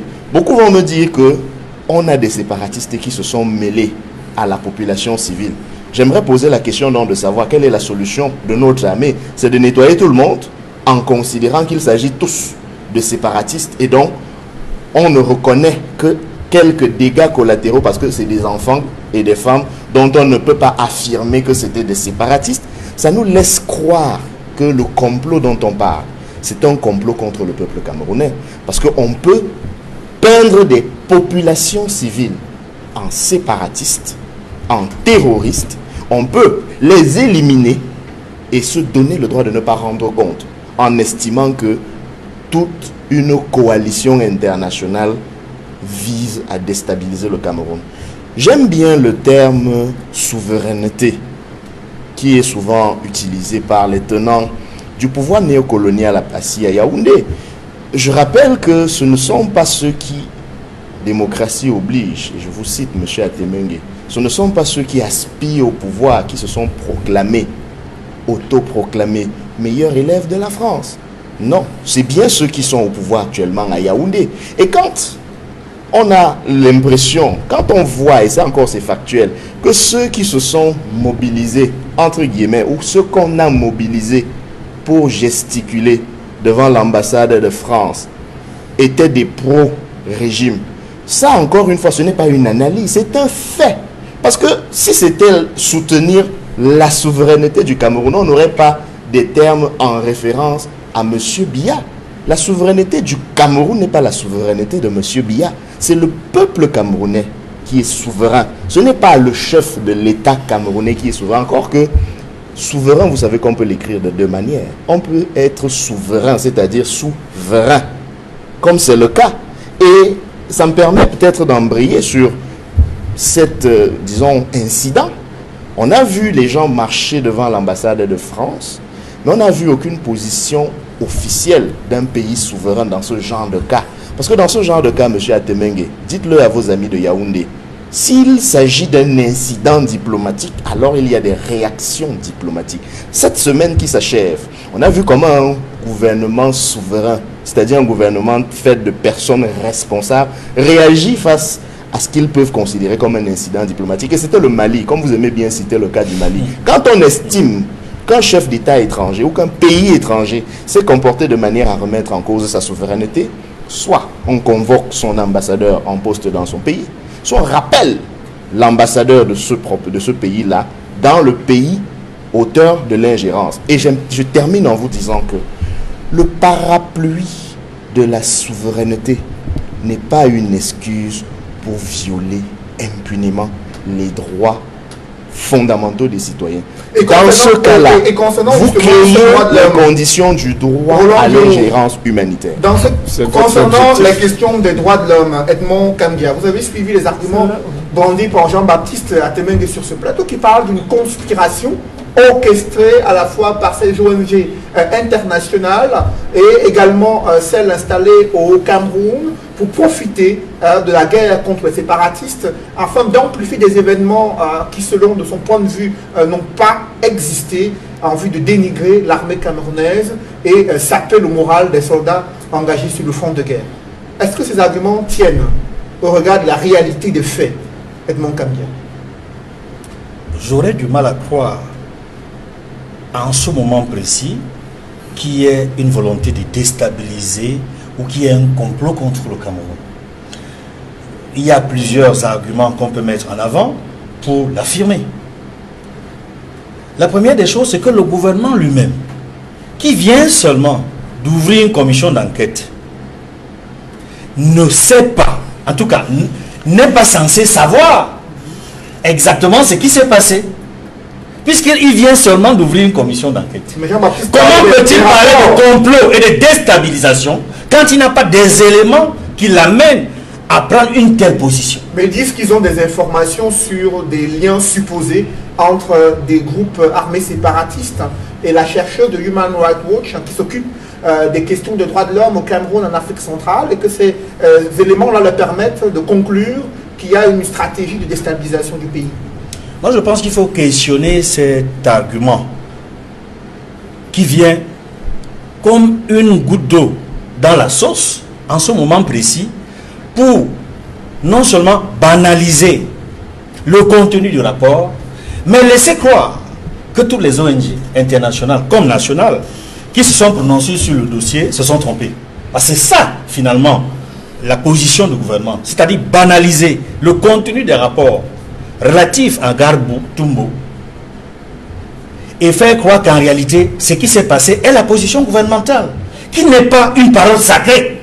Et je vous ai dit tout à l'heure que le seul fait pour le gouvernement de ne pas reconnaître officiellement en ce qui concerne ses propres chiffres, qui a 12 morts pose problème. On ne peut pas dire qu'il y a 5 morts, une femme et 4 enfants, et dire qu'on a neutralisé ces terroristes et ne pas les considérer comme des morts. Les terroristes ou les ambassoniens ne sont-ils pas des êtres humains? Mais quelle est cette guerre où on n'a jamais rencontré des prisonniers de guerre? C'est quelle guerre où on ne parle que de morts? S'ils ne sont pas des ambassoniens, des hommes virils, ce sont des femmes enceintes, des bébés, des enfants en âge scolaire de moins de 10 ans. C'est ce qui permet de penser à l'idée du génocide précisément. Parce que quand on n'arrive plus à neutraliser les belligérants et qu'on massacre des populations ciblées, cela peut justement déboucher sur des soupçons, tout au moins, de génocide. C'est pour cela que je disais tantôt, il faut que le gouvernement camerounais fasse très attention. Dans cette guerre où on ne voit pas des ambassoniens arrêtés et pris comme prisonniers et montrés à la face du monde que voici on les a arrêtés. Mais curieusement, ils sont neutralisés, systématiquement neutralisés. Et ça pose problème dans le droit international humanitaire et dans le droit de la guerre. Et je peux vous dire aujourd'hui que la CPI suit de près ce qui se passe au Cameroun. Parce que on a des éléments à partir des rapports qui viennent ainsi d'être publiés, qu'il y a des crimes de guerre, des crimes contre l'humanité. Quand on assassine un bébé, quand on assassine une femme enceinte, on appelle ça comment? Si ce n'est pas un crime contre l'humanité. Le gouvernement parle d'incidents malheureux à la suite de... Alors, les êtres humains sont des incidents malheureux. Oui. Mais c'est très très grave. Donc, je pense que le gouvernement a même un problème à sa communication. C'est une communication non seulement maladroite, mais chaotique, qui donne l'impression qu'au Cameroun, on n'a pas le sens de l'humain. De parler d'incidents malheureux lorsqu'il y a des êtres humains qui sont tués, dont on cherche à savoir les circonstances de leur disparition. On parle de malheureux incidents qu'on pourrait qualifier de dégâts collatéraux parce qu'il y avait une opération de sécurisation au niveau de Gbagbo Toumbo. Mais je dis c'est très grave. Et je disais donc tantôt que c'est fallacieux. C'est un argument fallacieux que de dire aujourd'hui, alors que les enquêtes du Cameroun même n'ont pas encore abouti à un résultat. Il faudrait que les enquêtes menées par le Cameroun aboutissent à un résultat clair, contradictoire vis-à-vis des rapports des ONG internationales pour qu'on puisse dire, établir le complot. On ne peut pas au jour d'aujourd'hui établir le complot. C'est trop tôt, c'est précoce. Après vous, Edmond Kamgia, Cyril Roland Béchon, vous êtes accusé sur ce plateau de faire partir de ceux qui sont dans la conspiration contre le Cameroun au regard des éléments donnés dans votre rapport qui parle d'environ 35 civils tués lors de cette tragédie de Gbagbo. Pourquoi vous êtes dans cette conspiration, Cyril Roland? Ces conspirations, il y en a. Vous savez, j'aime souvent écouter M. Atemung quand il fait ses diatribes, que parfois on cherche la source, on cherche la racine, on a la peine à se retrouver. Il y a eu un massacre à Gbagbo, il n'y a pas une bavure. 22 personnes tuées par les belligérants, les civils, les femmes et les enfants, c'est un massacre. Je ne sais pas, le français, il est simple, il est écrit. allez chercher, vous verrez que ça sied avec le mot Mais le massacre. gouvernement estime que vous n'avez pas les preuves. Le gouvernement aurait pu simplement nous écouter et en mettant en place une commission d'enquête indépendante. Je vais vous dire pourquoi elle n'est pas indépendante. Parce qu'aucune garantie, aucun gage n'a été donné quant à l'indépendance de la commission qui a été mise en place. C'est une commission, on va dire quoi, une enquête militaire ordinaire, normale, qui se met en place lorsque des hommes armés sont impliqués dans une situation ayant mis en cause les armes à feu et tout ça. Ce n'est pas ce qui est demandé. Il aurait été simple que le président, qu'on nous dise qui sont les membres, pour avoir une commission enquête indépendante, qui sont les membres de la commission qui a été mise sur pied. Comment est-ce que cette commission-là, quelles sont les garanties qui sont données pour le déploiement de la commission d'enquête sur le terrain? Quels sont les éléments à prendre en compte au cours du travail d'enquête sur le terrain? C'est de ça qu'il s'agit. Ce qui est fait là, c'est tout simplement la mascarade. Et c'est facile d'envoyer les gens sur les plateaux, nous dire, nous répéter, nous tempester les oreilles avec complot. Complot contre qui? Mais ce régime en place qui veut tuer tous les Camerounais et estime que voilà, il y a un complot. Il n'y a aucun. Le complot, c'est contre qui? La chose aurait été. L'armée camerounaise. On n'a pas besoin. Pourquoi est-ce que j'ai de la crise anglophone pour faire entrer une force d'interposition, une intervention onusienne qui serait défavorable au pouvoir en place. C'est ainsi que le gouvernement conçoit les rapports que vous rendez publics et qui, selon eux, ne sont pas des rapports assis avec des preuves matérielles palpables. Je rappelle que ce sont ces membres du gouvernement-là qui ont les passeports diplomatiques et qui peuvent partir du Cameroun quand ils veulent. Nous, on vit au Cameroun, n'est-ce pas? On aurait pu vivre ailleurs. Je ne vois pas quel intérêt on a à déstabiliser le Cameroun où on vit avec nos familles, nos enfants. Je ne vois pas quel intérêt on a à s'attaquer à l'armée, mais c'est utopiste. Moi, je ne sais même pas pourquoi on en parle. C'est tellement faux, tellement tordu, qu'on n'arrive même pas à comprendre. Parce que ça ne s'appuie sur aucun pilier. Ça n'a pas, on n'y comprend rien, quoi. C'est de l'enfumage. Ça, c'est incumer les médias avec des conneries. Ça, c'est la stigmatisation. Ça n'a rien à voir avec la vérité. Nous avons toujours reconnu la force, n'est-ce pas, de l'armée camerounaise. Ça n'a jamais été remis en question. Mais il faut qu'on reconnaisse, et même, c'est connu, même eux-mêmes l'ont dit, n'est-ce pas? Il y a des agents, des éléments dans cette armée-là qui délibérément, sur le terrain, tuent, font des bavures, posent des actes qui ne sont pas acceptables. Et l'armée, moi je pense que l'armée gagnerait à enlever de ces chiffres, de ces rangs, ces personnes-là et de les traduire devant les tribunaux. Il faut que cette impunité, n'est-ce pas, qui est soutenue, accompagnée, n'est-ce pas, par l'armée, qu'elle cesse. C'est ce que nous disons. On ne peut pas dire aujourd'hui que l'armée camerounaise n'est pas professionnelle. Je suis désolée, moi je n'ai jamais dit ça. Mais je dis qu'il y a des gens dans cette armée-là qui ne méritent pas d'être là et qu'on devrait leur enlever le drapeau du Cameroun sur les épaules et leur faire répondre de leurs actes. Même malheureusement, on a des situations où à chaque fois, n'est-ce pas, il y a comme un soutien, il y a comme un accompagnement. Finalement, c'est l'impunité totale qu'il y a aujourd'hui. Toutes les accusations, les allégations de violation des droits humains. Ce qui s'est passé, par exemple, à Macdémé et Doublé, dont j'ai énoncé au début, est-ce que vous savez que jusqu'à aujourd'hui, 5 ans après, on n'a pas la liste, on ne sait pas toujours ce qui s'est passé, alors que le gouvernement lui-même a reconnu 25 personnes retrouvées mortes dans un camp militaire. Donc ces personnes ont été enfermées par un agent, par un soldat, par un représentant de l'armée camerounaise. Il y a des gens qui sont responsables. Pourquoi est-il si difficile au Cameroun de traduire les gens devant les juges? Pourquoi au Cameroun on ne peut pas mener les enquêtes, trouver les coupables, les présenter dans le juge et qu'ils répondent de leurs actes? Pourquoi c'est si impossible que ça? Pourquoi c'est si compliqué? Moi, je n'arrive pas à comprendre. Vous parlez d'un climat d'impunité qui règne au sein du gouvernement, Jean-Baptiste Atemen. Le gouvernement reste silencieux face à de nombreuses allégations, de dénonciations de cas de graves violations de droits humains et que malgré ces dénonciations, rien ne fait pour que les concernés, du moins les présumés coupables, soient traduits devant la justice. Pourquoi le gouvernement soutient ces personnes-là? Madame dit tout le contraire de ce qui se passe. Il y a eu des cas avec des enquêtes menées par le gouvernement et des sanctions bien précises. Quand j'entends des phrases, le régime camerounais veut tuer tous les Camerounais. Avec quelle armée? Est-ce que, en tant que citoyenne, il vous est arrivé déjà un jour d'abord de remercier le travail de l'armée? Faites-le au moins pour ce qu'ils font. Est-ce que vous remerciez? Deuxièmement, parce que si vous ne le faites pas, vous remerciez la parole. Et imaginons même que Imaginons même qu'elle peut faire son travail. Est-ce que vous remerciez un les droits de l'homme, ça nous profite. Nous tous, la théorie des droits de l'homme, le gouvernement est le garant de ces droits de l'homme, l'unique garant.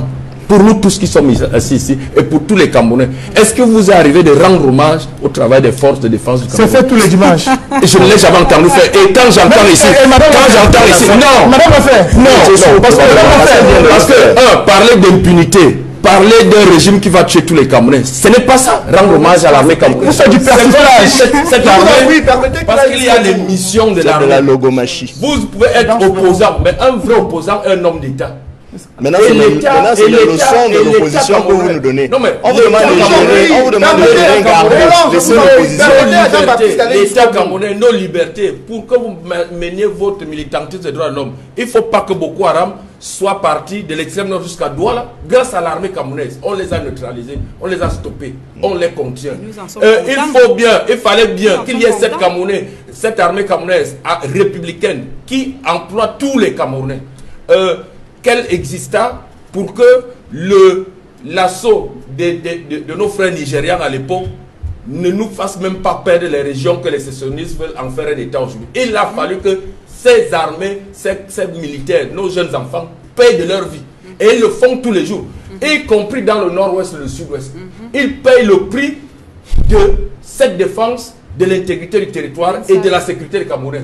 Vous ne parlez pas du massacre de ces milliers. Alors, écoutez, le massacre de ces milliers de soldats, depuis que cela a commencé, vous n'en parlez pas. Vous devriez commencer par là et leur rendre hommage. Nous ne sommes pas chinois, ce sont nos frères, les soldats au service de l'État, c'est-à-dire à notre service, à votre service. Il faut préserver nos parents à notre service.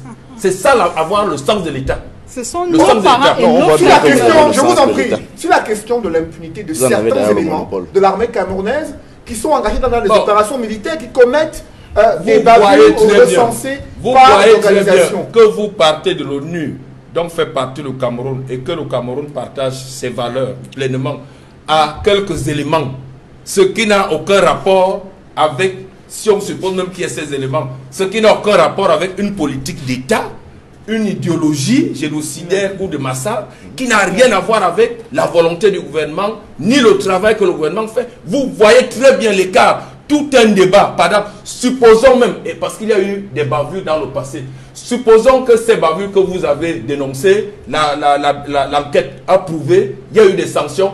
Est-ce que ces bavures passées et prouvées font de l'État du Cameroun, du gouvernement du Cameroun, du président de la République élu par les Camerounais, de l'État camerounais, ce que ces ONG, ce que vous voulez montrer aux yeux du monde? Oui, parce que vous avez un autre objectif politique.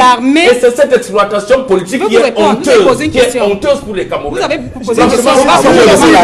Vous connaissez la honte. Est-ce les agents de multinationales qui veulent faire main basse sur le Cameroun, vous devriez avoir honte. Alors vous avez ces multinationales qui vous payent. Vous devriez avoir honte. Et le peuple camerounais ne va jamais l'accepter. Vous avez parlé, elle vous répond. Cyril Roland Bechon, derrière vous, ONG, se cachent des multinationales, des puissances qui veulent déstabiliser le Cameroun et qui vous financent pour que vous venez diriger le Cameroun. Je vais arriver sur le financement. Avant d'arriver sur le financement, parce que je vais vous répondre très clairement, pourquoi est-ce que c'est l'État du Cameroun qui est mis en exergue? Parce que c'est l'État du Cameroun qui a l'obligation de protéger les citoyens et de protéger les droits de l'homme. Tout à fait. Et à travers les institutions de l'État. Il me semble bien que l'armée, comme la police, comme la gendarmerie, font partie des institutions de l'État. Est-ce qu'ils le font ou pas? Ce n'est pas aux bandits ou alors aux tout autres acteurs.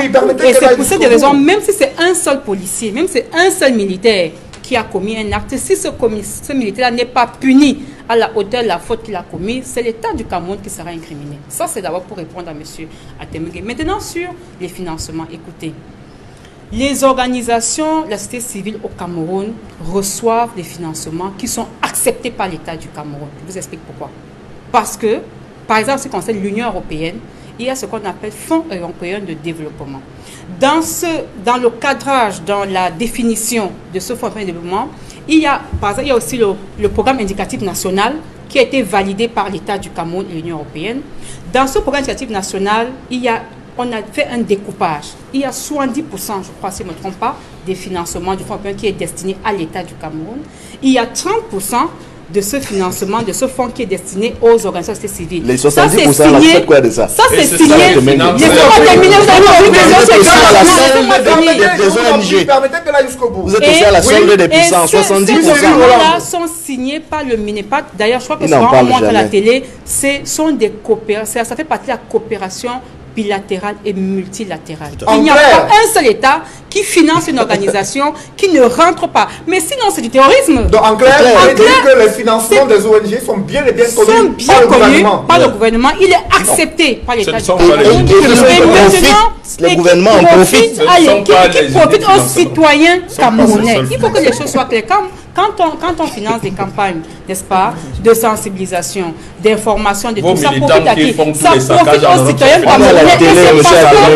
Je rappelle à M. Adomenge, lorsque le Cameroun fait son rapport sur l'état des droits de l'homme au Cameroun, moi, je suis conviée et on me demande ma contribution. Et je fais une contribution chaque année. Ils nous suivent, le ministère de la Justice. Chaque année, peut-être, le rapport d'état du Cameroun sur les droits de l'homme. C'est pour dire que l'État du Cameroun reconnaît qu'on a un apport, on apporte quelque chose, n'est-ce pas, à la promotion. C'est pas parce qu'aujourd'hui, on vous dit qu'il y a un problème, il faut résoudre qu'on devient des sorciers. Je suis désolé.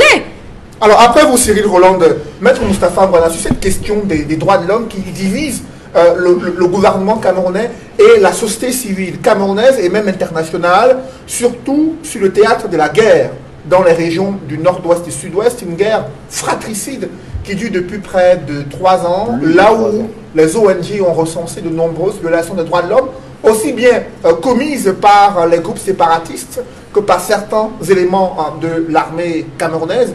Comment entrevoyez-vous les différents scénarios de sortie de cette crise au regard de l'attitude du gouvernement vis-à-vis de ces ONG?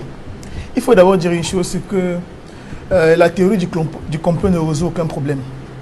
J'ai eu le bonheur de lire un livre de Jean Ziegler intitulé « Les nouveaux maîtres du monde et ceux qui leur résistent ».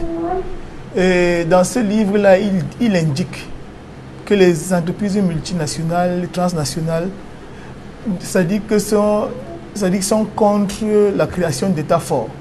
Ils souhaitent que les États soient fragilisés pour pouvoir plus facilement les piller. C'est une réalité qui est incontestable. Le Cameroun n'échappe pas à cette réalité-là.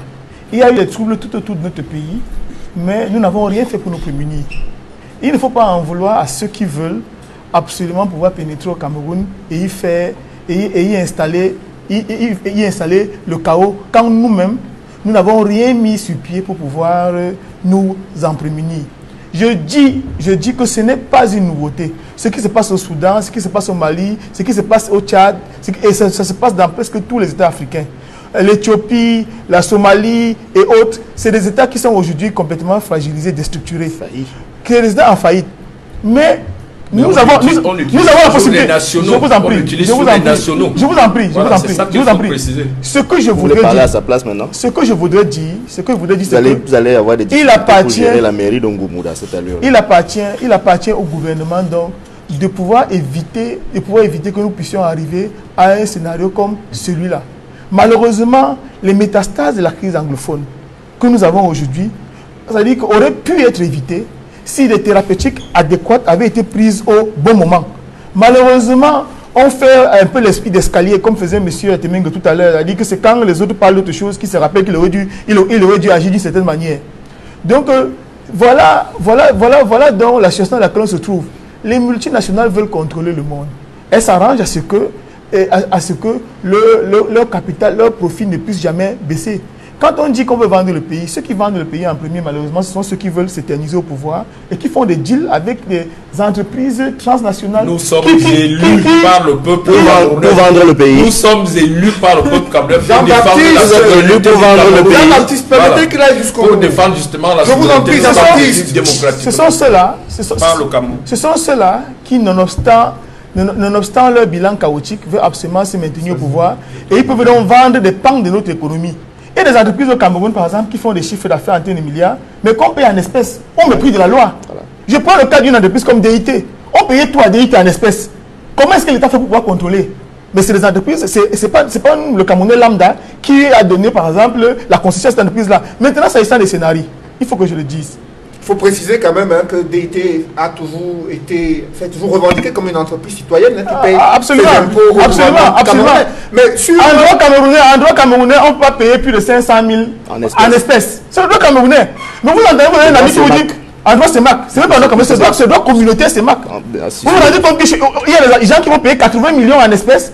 Vous saisissez le compte d'une entreprise qui reçoit des centaines de millions par jour pour pas trouver 10 millions à l'intérieur. Et sur le théâtre, maintenant sur le théâtre, la déstabilisation du Cameroun en espèces. Oui, maintenant, c'est ce qui se fait. Maintenant, on paye maintenant la déstabilisation en espèces. Je vous en prie. Mais le problème, c'est que vous êtes les acteurs. C'est vous qui leur donnez la possibilité et la force de pouvoir y parvenir. C'est pas chez nous qui paye la déstabilisation. Donc il ne faut pas accuser les ONG. C'est pas chez nous. Je vous en prie, Jean-Baptiste. Maintenant que nous y sommes, il faut bien se dire une chose, c'est que il faut se réveiller et il faut se réveiller au plus tôt. Si rien n'est fait, dans un avenir très proche, on va nous parler de force d'interposition. Si on sait par exemple que Human Rights Watch a des visées malsaines contre le Cameroun, il faut poser des actes à l'opposé de ce qu'ils souhaitent que nous puissions, que nous fassions, pour être dans le viseur des ONG ou bien de l'ONU ou bien des déstabilisateurs. Mais malheureusement, j'ai la faiblesse de penser que nous faisons exactement le contraire. Il faut que rendu à ce stade, qu'on puisse donner aux populations un minimum de ce qu'elles réclament. Je l'ai dit de manière répétitive, même sur votre plateau de télévision ici, là, que les plus grandes puissances au monde sont les puissances fédérales.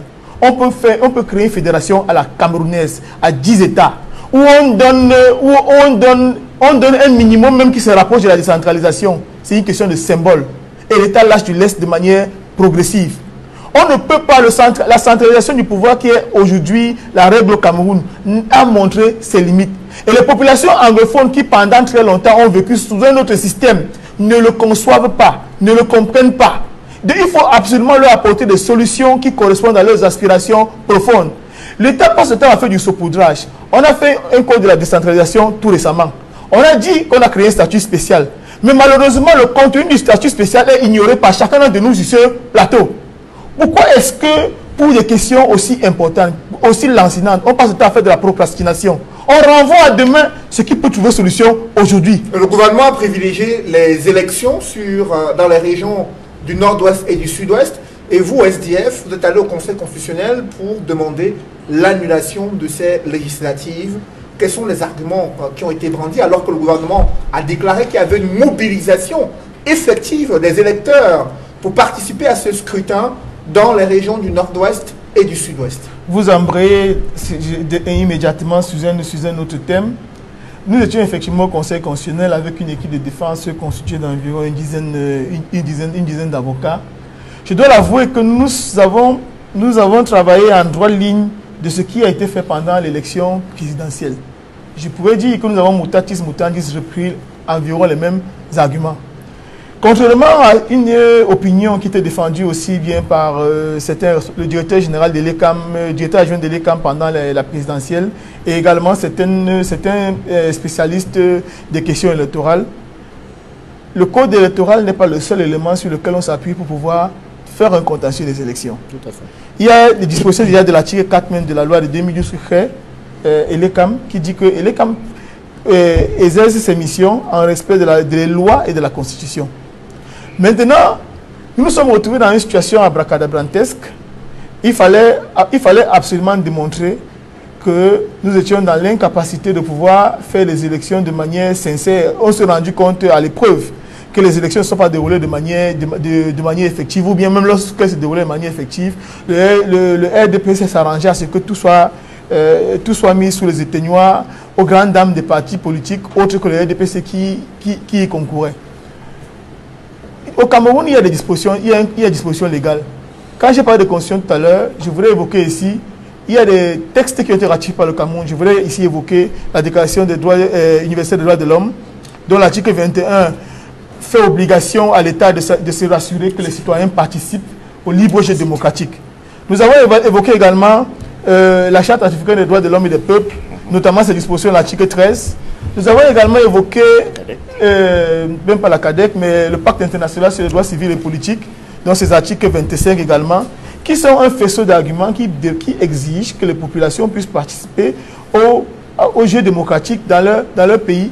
Mais malheureusement, en violation flagrante de ces textes-là, qui, faut-il le dire, font partie de ce que nous appelons en droit le bloc de constitutionnalité. Parce que l'article 65 de la Constitution du Cameroun dit que le préambule fait partie intégrante de la Constitution. Or, ces textes-là sont inscrits dans le préambule de notre Constitution. Donc, ça veut dire que c'est les textes qui nous sont opposables, qui ont une valeur constitutionnelle sur lesquels nous sommes appuyés. Maintenant, il faut dire qu'il y a également eu une incurie qui a été commise par Elecam, c'est que, en violation flagrante des dispositions des articles 96 et 97 du Code électoral, Elecam s'est cru le pouvoir de créer ce qu'on appelle les centres de vote. La loi ne parle pas de centres de vote, la loi parle de commissions locales de vote ou de bureaux de vote. Alors, vous vous rendez compte que dans un arrondissement, comme dans une circonscription comme la Menchoum, vous arrivez dans un endroit où on est censé avoir 60 bureaux de vote. On regroupe les 60 bureaux de vote à un seul endroit et on met 2 urnes. On met 2 urnes pour les 60 bureaux de vote. Il n'y a pas d'affichage. Et il n'y a pas d'information particulière pour que les populations puissent savoir qu'on a déplacé les lieux où l'élection devrait se tenir. Vous vous retrouvez avec une situation comme celle-là où les populations sont dans l'impossibilité de pouvoir effectivement voter. Quand vous prenez par exemple une ville comme Santa, où à partir de Awin, environ 60 km pour aller à Santa, pour pouvoir voter, c'est quasi impossible. Encore qu'on est dans un contexte sécuritaire bien particulier.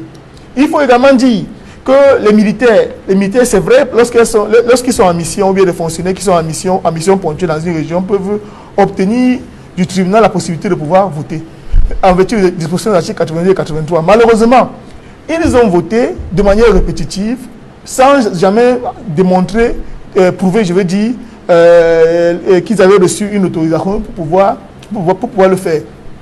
Donc, c'est ce faisceau d'arguments-là qui a été évoqué, et qui avait également en son temps été évoqué pendant la présidentielle, ce faisceau d'arguments qui a amené donc le Conseil constitutionnel, peut-être parce que les enjeux ne sont pas aussi importants, parce qu'il faut que je le dise aussi, peut-être parce que les enjeux sont aussi importants, d'annuler l'élection dans certaines circonscriptions. C'est donc sur ce prisme-là qu'il y aura une reprise des élections dans 13... il y a 13 sièges à pouvoir aujourd'hui. Oui. Pour lesquels le SDF et certains autres partis politiques qui concouraient dans la région vont pouvoir se présenter. Donc il faut dire de manière pour sortir que nous avons eu la chance que le SDF a quand même aujourd'hui une équipe de conseil suffisamment outillée pour les questions électorales, et c'est donc sous ce prisme-là que nous avons pu obtenir, ou bien j'ai obtenu que le Conseil constitutionnel accepte au moins cette fois-ci, puisque les enjeux semble-t-il ne sont pas les mêmes qu'à la présidentielle, d'annuler l'élection dans ces circonscriptions pour qu'elle soit reprise dans un délai de 40 jours. Il reste tout de même un enjeu important, hein, Edmond Kamgia. Annulation partielle des législatives dans 11 circonscriptions électorales dans le nord-ouest, dans le Lébialem, dans le sud-ouest, alors que le gouvernement a soutenu qu'il y avait une mobilisation importante des électeurs le jour du scrutin, le 9 février 2020. Le Conseil constitutionnel vient de désavouer l'attitude du gouvernement concernant l'organisation des élections dans 2 régions en guerre. Edmond Kamgia. Oui, tout à fait, c'est clair. La décision du Conseil constitutionnel démontre à souhait que ce que le MINAT a dit n'était pas fondé. Qu'il n'y a pas eu un vote massif au Cameroun en général et notamment dans les régions anglophones.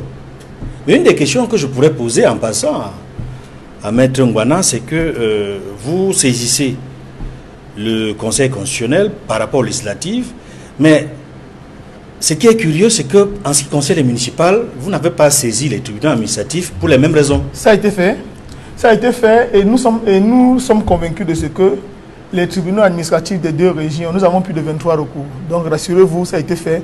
L'équipe de défense du SDF a préparé des recours relativement également à l'annulation des élections municipales.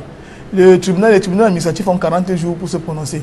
Il y a une quarantaine de jours, dont les délais ne sont pas les mêmes que pour le Conseil constitutionnel. Donc c'est sous ce prisme-là que les tribunaux administratifs n'ont pas encore commencé à rendre leur copie. Je peux vous dire que toute cette semaine-ci, j'ai travaillé sur différents mémoires que j'ai reçus, par exemple, relativement au recours qui a été introduit dans diverses circonscriptions de la région du littoral. Oui. Donc il faut dire que ça a été engagé et que la décision du Conseil constitutionnel va s'imposer aux tribunaux administratifs, comme ce fut le cas déjà en 2007. lorsque nous avons annulé par exemple les élections à Vouriest, à l'époque, il y avait eu des fraudes massives qui avaient été commises par le RDPC. Nous avons attaqué devant le Conseil constitutionnel qui s'est prononcé. Et la décision du Conseil constitutionnel a également rayonné sur la chambre administrative. Donc, rassurez-vous, nous avons fait ce que nous aurions dû faire. Ok, je me sens rassuré parce que les mêmes causes produisent les mêmes effets. On va aboutir au même où on est censé faire des élections dans 60 bureaux de vote, les concentrer quelque part sans en informer les électeurs qui, du reste, ont disparu. Il n'y a personne, il n'y a plus personne dans ces localités-là. Il n'y a plus âme qui vivent. On ne devrait même pas organiser les élections. C'est pour dire, en termes, au niveau des conséquences politiques, la première chose, c'est ça. C'est qu'on n'aurait jamais dû organiser les élections dans le nord-ouest et le sud-ouest. La deuxième chose, aujourd'hui, c'est que nous trouvons dans une situation où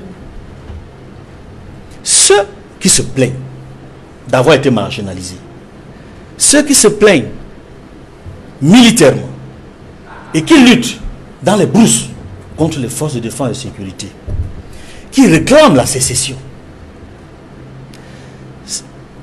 Et le problème est posé ainsi, et la communauté nationale et la communauté internationale a traité de la question en partie au Palais des Congrès de Yaoundé lors du grand dialogue national. Mais comme ce dialogue national n'était pas inclusif, puisque les acteurs directement concernés n'y étaient pas, c'est-à-dire les groupes armés, ou alors leurs branches politiques, qui pour certains sont en prison, Ayoub Sisikou et ses camarades, alors qu'ils ont... J'ai cru qu'il n'y avait pas de prisonniers de cette guerre. Vous l'avez dit tout à l'heure. Ayoub Sisikou n'a pas été arrêté dans les brousses. Il n'a pas été arrêté dans les brousses. Ayoub Sisikou n'a jamais porté une arme. On lui pardonne. Il faut distinguer la branche politique de la branche armée. Je vous en prie, aide-moi à la parole. Aide-moi, Kamga, à la parole. Allez jusqu'au bout de votre temps. Vous n'allez pas Ils sont des milliers en prison. Vous n'allez pas réussir à me troubler. On a libéré beaucoup d'entre eux, mais je crois qu'il y en a. Il n'est pas le seul. Vous n'allez pas réussir à me troubler. Allez-y, allez-y. Il y a une branche politique et il y a une branche militaire. Et ou des branches militaires. Et dans le cas d'espèce, je parle des branches militaires. Et je dis, ils continuent le combat dans les brousses parce qu'ils ne sont pas écoutés. Et je précisais que la branche politique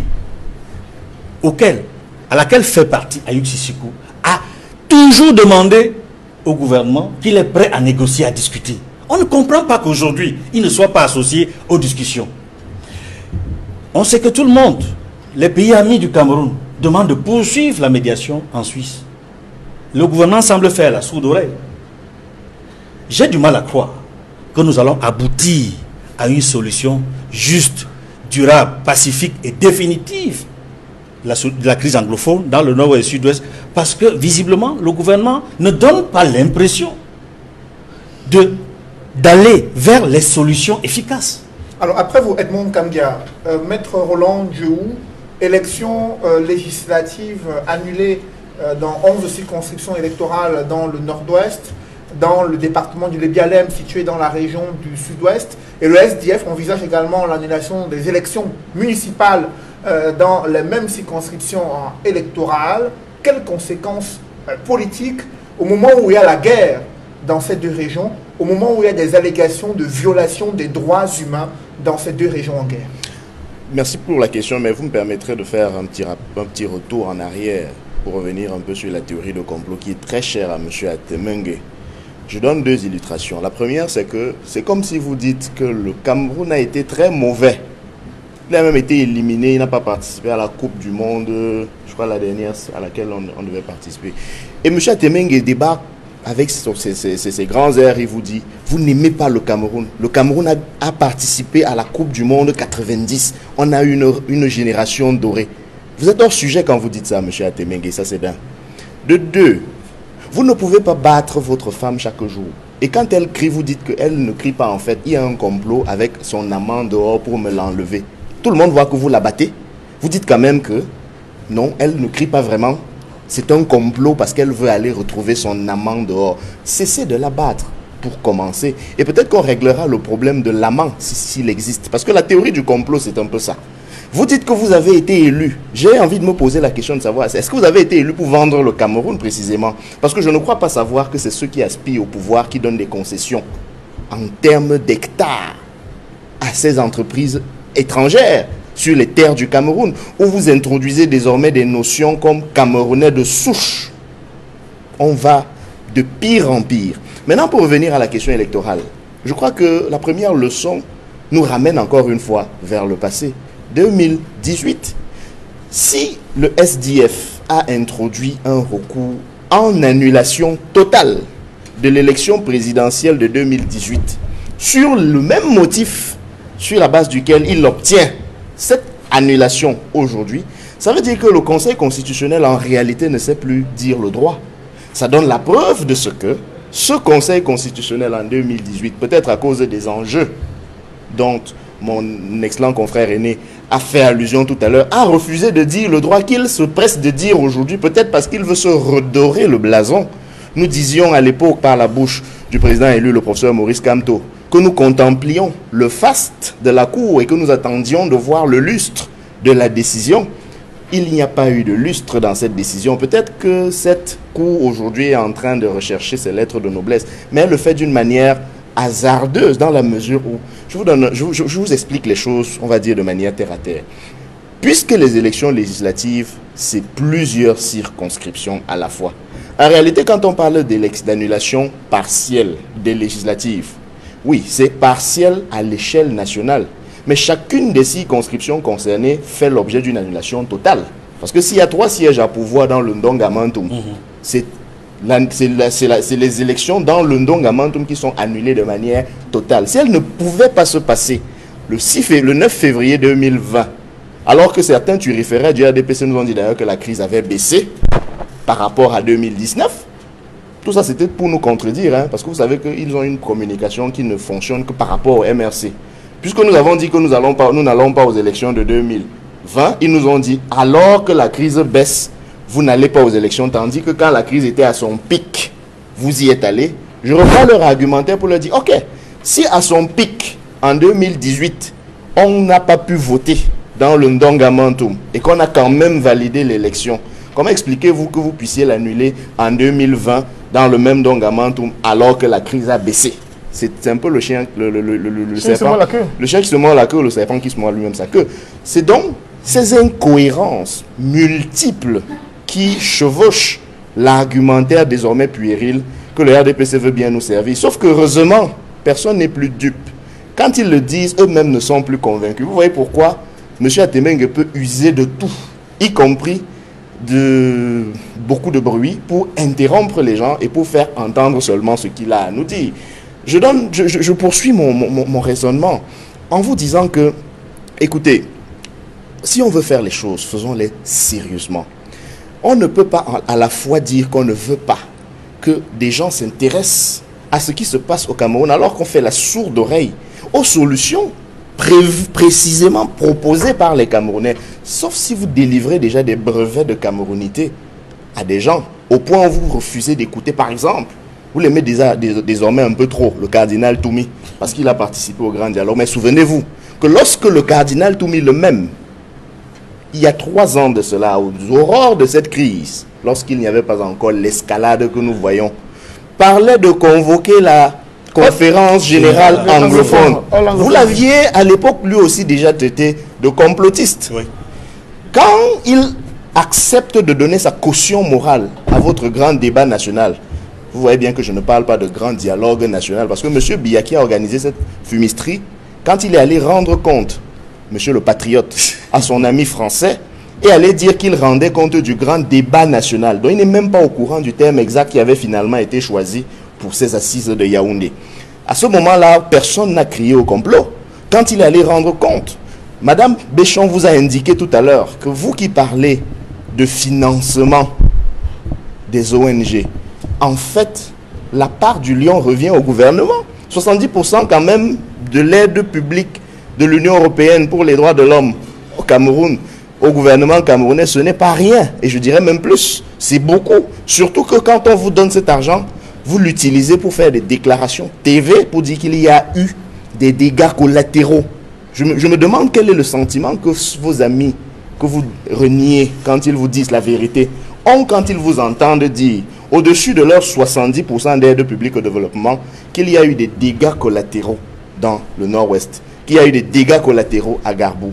La conséquence politique, je ne vais pas m'éloigner davantage de ce sujet, de cette annulation, c'est que tous les Camerounais comprennent que si cette élection a été annulée dans le nord-ouest et le sud-ouest, l'élection présidentielle, elle aussi, aurait dû, si le Conseil constitutionnel voulait faire son travail, aurait dû être annulée. Et je vous rappelle les dispositions de la loi qui disent que le Conseil constitutionnel veille à la régularité des opérations électorales. Oui. Quand les opérations... 132. Exactement, merci confrère. Quand ces opérations ne sont pas régulières, il y a deux options. Soit elle annule partiellement, soit elle annule totalement.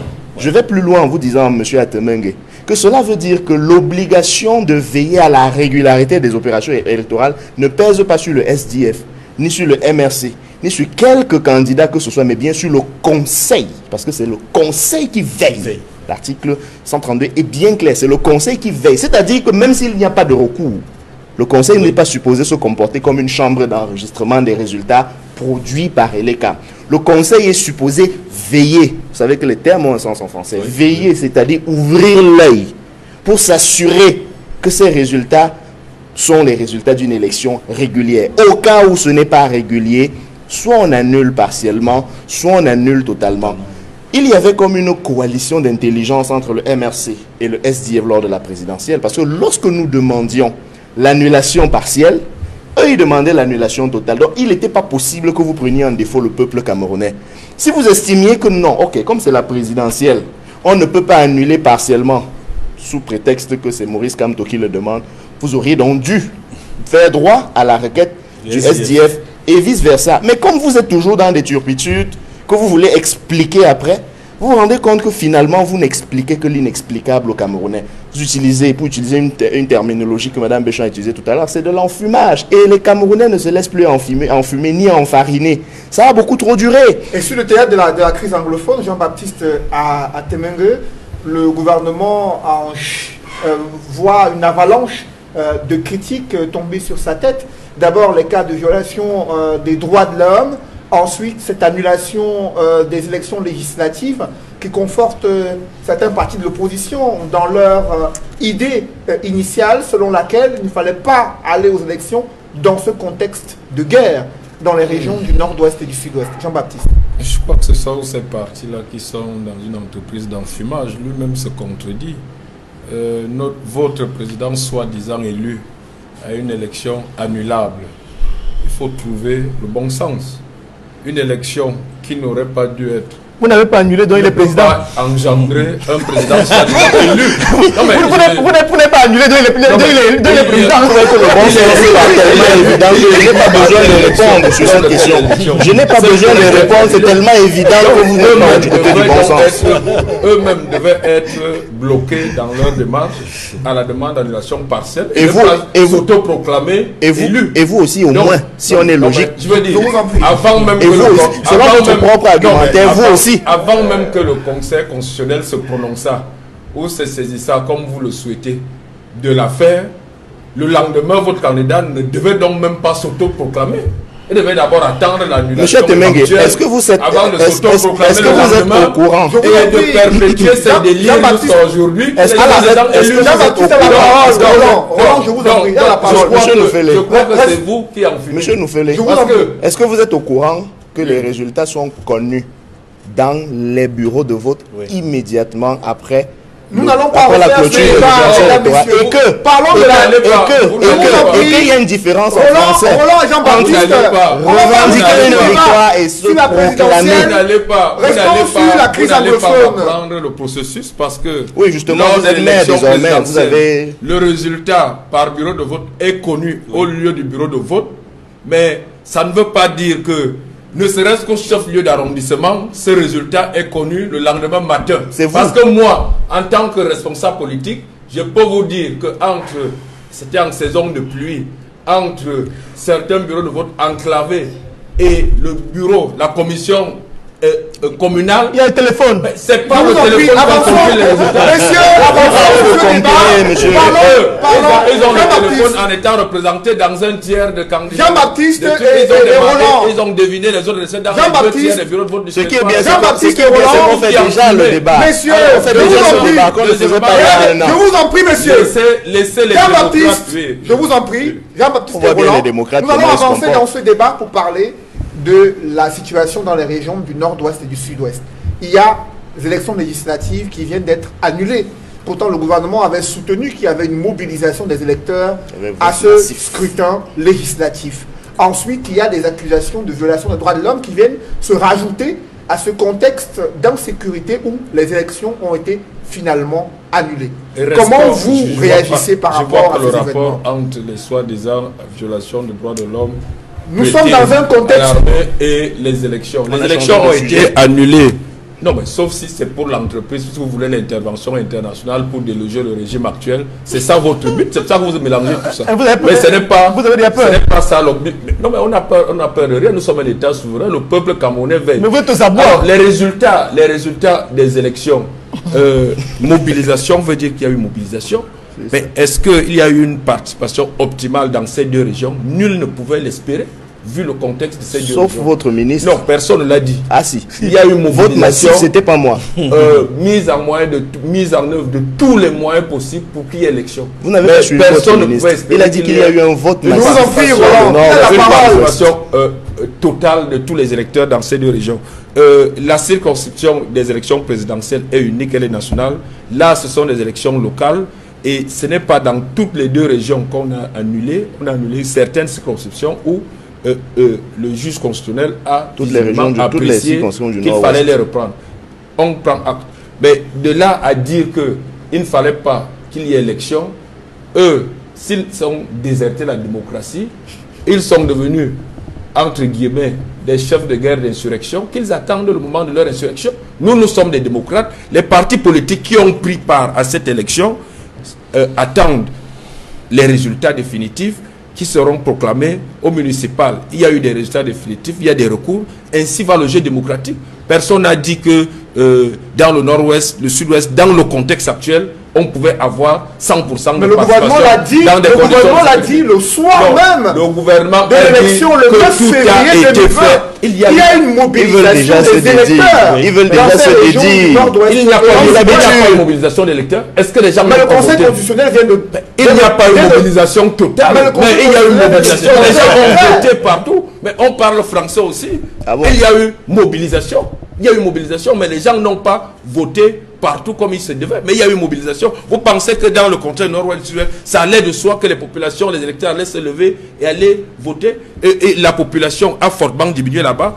Nos frères et sœurs qui devaient voter là-bas, malheureusement, vivent heureusement en paix. J'allais dire heureusement en paix avec leurs frères ailleurs, où ils n'ont pas eu le temps de s'inscrire. Mais ils sont chez eux partout.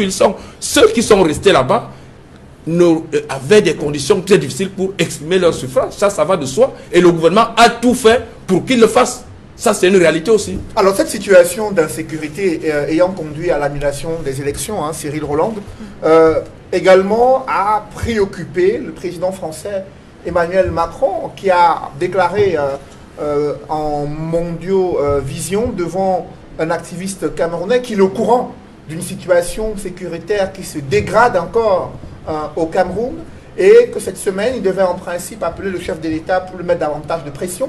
En réaction, il y a eu des mobilisations, des manifestants dans les rues de Yaoundé, de Douala, devant les ambassades de France, le consulat français à la fois à Yaoundé et à Douala, des personnes qui ont estimé qu'il faut des excuses publiques de la part du président français, qui s'en est pris à la souveraineté du Cameroun, qui s'en est pris à la souveraineté et les capacités du chef de l'État lui-même à pouvoir résoudre les problèmes du pays. Comment avez-vous apprécié cette réaction à la fois de certains membres du gouvernement, de certains élites RDPC et autres sympathisants du parti au pouvoir et du chef de l'État? Permettez-moi de revenir d'abord sur une contre-vérité que vient de présenter M. Atemungue sur la participation, par exemple, des déplacés internes. Et l'ECAM n'a rien fait. J'ai été l'une des coordinatrices de la salle de veille des femmes des élections mise en place par une organisation civile. ces gens ont appelé, il y a eu tellement de coups de fil. Vous ne pouvez pas demander à quelqu'un qui a vécu au nord-ouest, disons à Bamenda, à Kwen, toute sa vie, qui a fui le conflit, venir à Yaoundé, vous demandez de voter une circonscription. C'est-à-dire que si vous votez à Yaoundé, vous votez les candidats de Yaoundé. Est-ce qu'on se comprend? C'est-à-dire que, parce que moi je suis allé chercher, comprendre, mais qu'est-ce qui se passe? Parce que les plaintes, je ne les comprenais pas, mais c'est après que j'ai compris que donc même ceux dont Elecam avait pu obtenir le changement d'inscription, le déplacement sur la liste de transfert, n'est-ce pas, ne pouvaient pas choisir leur leader dans le nord-ouest, le sud-ouest. Est-ce que vous comprenez? Ça veut dire que c'est une élection locale. Non. Attendez. Ils sont déplacés internes. Ils sont déplacés internes. Donc, normalement, l'État devrait prendre toutes les dispositions nécessaires pour que ces personnes-là puissent participer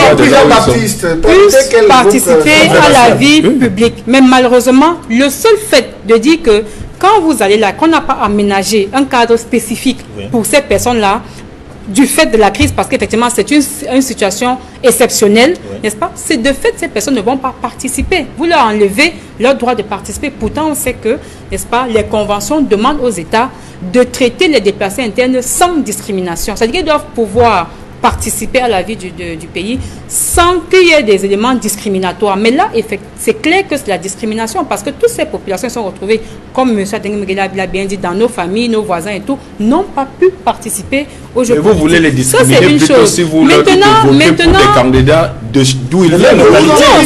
C'est ça la discrimination. Ils sont chez eux là où ils sont censés rentrer. Si la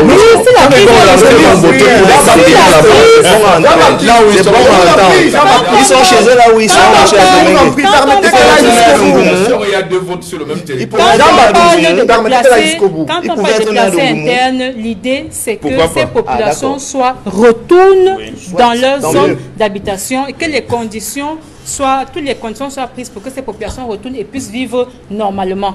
Donc, je suppose que comme ces personnes-là, comme ces personnes sont quittées, elles ne vont plus rentrer. Selon vous, il n'y a rien qui est fait. Elles sont installées à Yaoundé. Non, c'est pas sérieux. Maintenant, concernant votre question sur M. Macron, vraiment, moi, il y a eu tellement de tapage. Je me suis demandé, mais qu'est-ce qui s'est passé? Moi, je pense qu'on a vu qu'aujourd'hui, dans les pays étrangers, il y a une tendance maintenant des populations à élire des personnes qui sortent un peu, n'est-ce pas, des cadres conventionnels. On a vu l'élection du président du Brésil, on a vu l'élection de M. Macron, comme d'autres acteurs. Donc, je pense que ce sont des messages forts d'abord que les populations ont donnés aux dirigeants du monde pour dire le conformisme, les choses, les phrases codées, précodées, préécrites que vous prononcez, on les aime plus. On a vu aussi la percée du Front National et d'autres groupes politiques. Donc, pour moi, aujourd'hui, voir un président qui sort, n'est-ce pas, du cancan établi ou assez traditionnel, pour moi, c'est pas nouveau. Et je pense que les chefs d'État, ils s'appellent souvent au téléphone. Moi, j'ai souvent entendu dire que président Trump a appelé son homologue, je ne sais pas moi quoi, irakien et autre chose.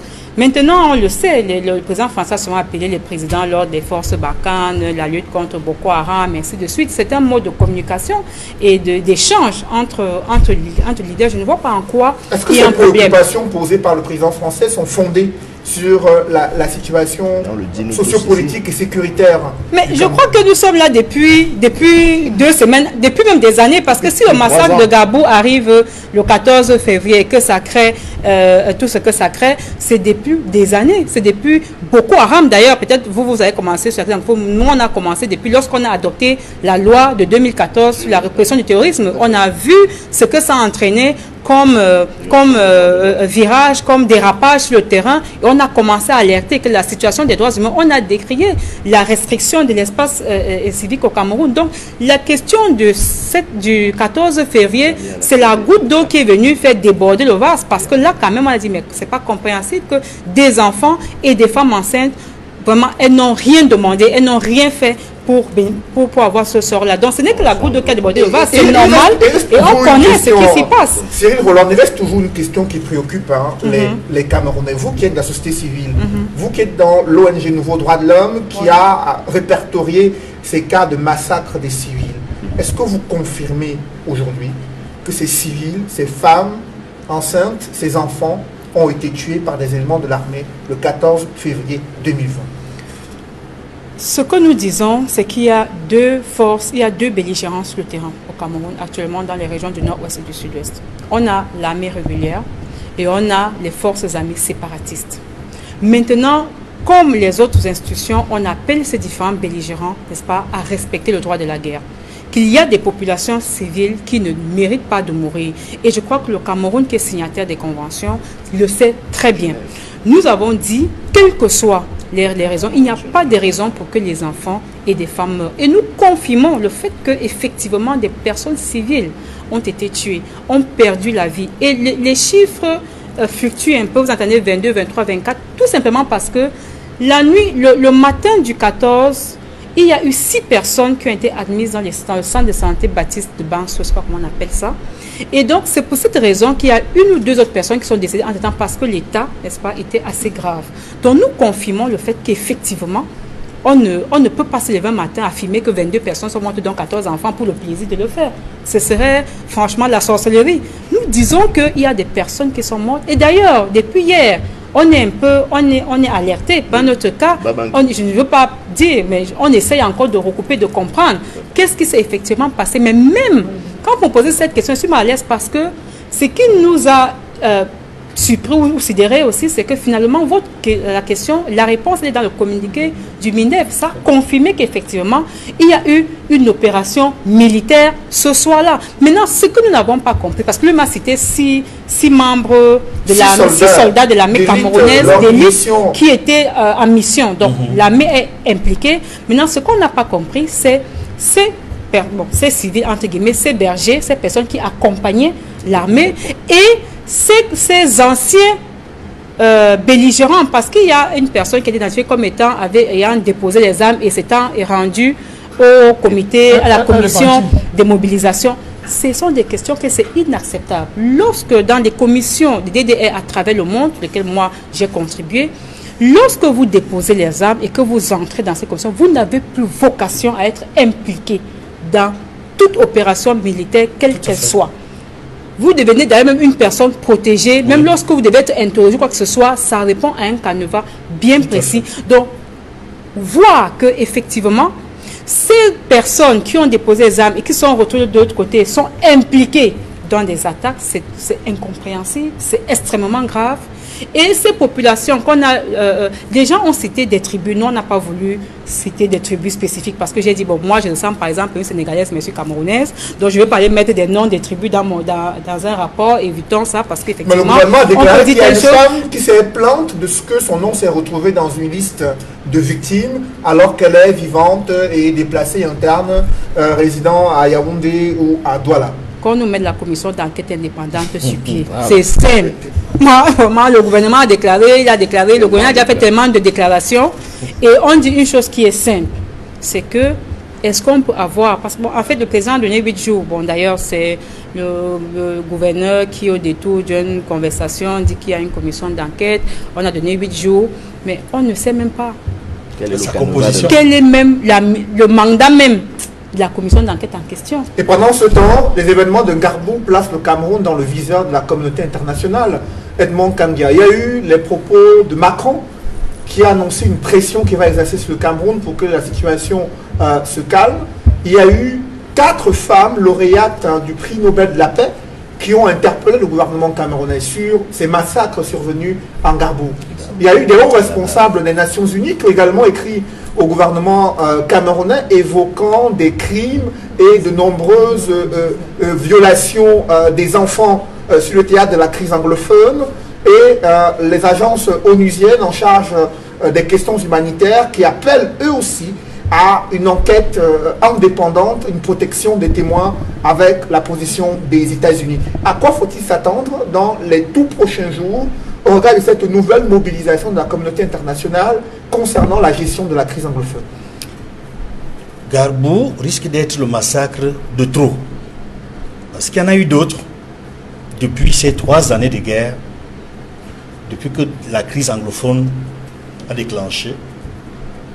Ça risque d'être le massacre de trop parce que c'est le massacre qui, il faut le dire, a été le plus médiatisé au niveau des réactions, que ce soit les réactions gouvernementales comme les réactions des ONG nationales et internationales, notamment les réactions, il faut le dire, des institutions onusiennes qui très tôt se sont penchées sur la question. Il y a eu également la réaction de l'Église catholique, notamment l'évêque du diocèse de Kumbo. Que faut-il s'attendre après ce qui s'est passé à Ngabo au regard de la réaction de Macron, Emmanuel Macron, le président français, il faut le dire, parce que sa sortie n'est pas anodine, notamment le contenu de sa sortie, parce que quand Calibri Calibro lui pose des questions dans la posture de journaliste, il dit « je sais, je suis totalement au courant, je suis totalement impliqué dans les violations qui sont faites au Cameroun et qui sont insoutenables ». Et quand il le dit, ces violations des droits de l'homme qui sont faites au Cameroun et qui sont insoutenables, j'ai eu à l'expliquer ici dans un autre plateau pour dire que c'était l'exaspération du chef d'État français. L'exaspération par rapport à ses entretiens ou à ses échanges avec son homologue camerounais sur les questions des violations des droits de l'homme au Cameroun en général et sur les violations des droits de l'homme concernant la crise anglophone qui est devenue un conflit depuis 2017. Conflit parce qu'il y a effectivement la guerre. Et je le disais tantôt, c'est une drôle de guerre où on ne voit pas les prisonniers. Tout se passe comme si on les neutralisait tout simplement. Et ça pose un gros problème à l'international. Il faut dire qu'aujourd'hui, l'ONU, compte tenu de la manière dont l'ONU s'est rapidement impliquée sur le dossier, notamment au niveau de la coordination du bureau humanitaire au Tchad, notamment au niveau du Haut Commissariat des Nations Unies pour les droits de l'homme, d'ailleurs dans toutes les institutions de l'ONU qui sont impliquées dans les droits de l'homme, il y a un travail de fond qui est effectué sur cette question-là. Il faut également rappeler que depuis bientôt un an, et je l'ai souvent rappelé, je l'ai souvent dit, il y a eu une réunion informelle au Conseil de sécurité sur la situation humanitaire au Cameroun. Les États membres du Conseil de sécurité, permanents comme non permanents, sont suffisamment au courant de ce qui se passe. Et quand je dis qu'un Garbouré risque d'être le massacre de trop, c'est parce qu'il y a eu des tentatives d'organisation d'une réunion formelle qui ont été empêchées, j'utilise ce terme que j'assume, qui ont été empêchées par la France. Et quand vous avez vu comment des individus instrumentalisés sont allés devant l'ambassade de France à Yaoundé avec des écriteaux, avec des messages incongrus vis-à-vis d'un pays ami qui se bat pour empêcher que le Cameroun se retrouve dans une situation complexe au cas où une résolution est adoptée, je dois dire que le mal est profond.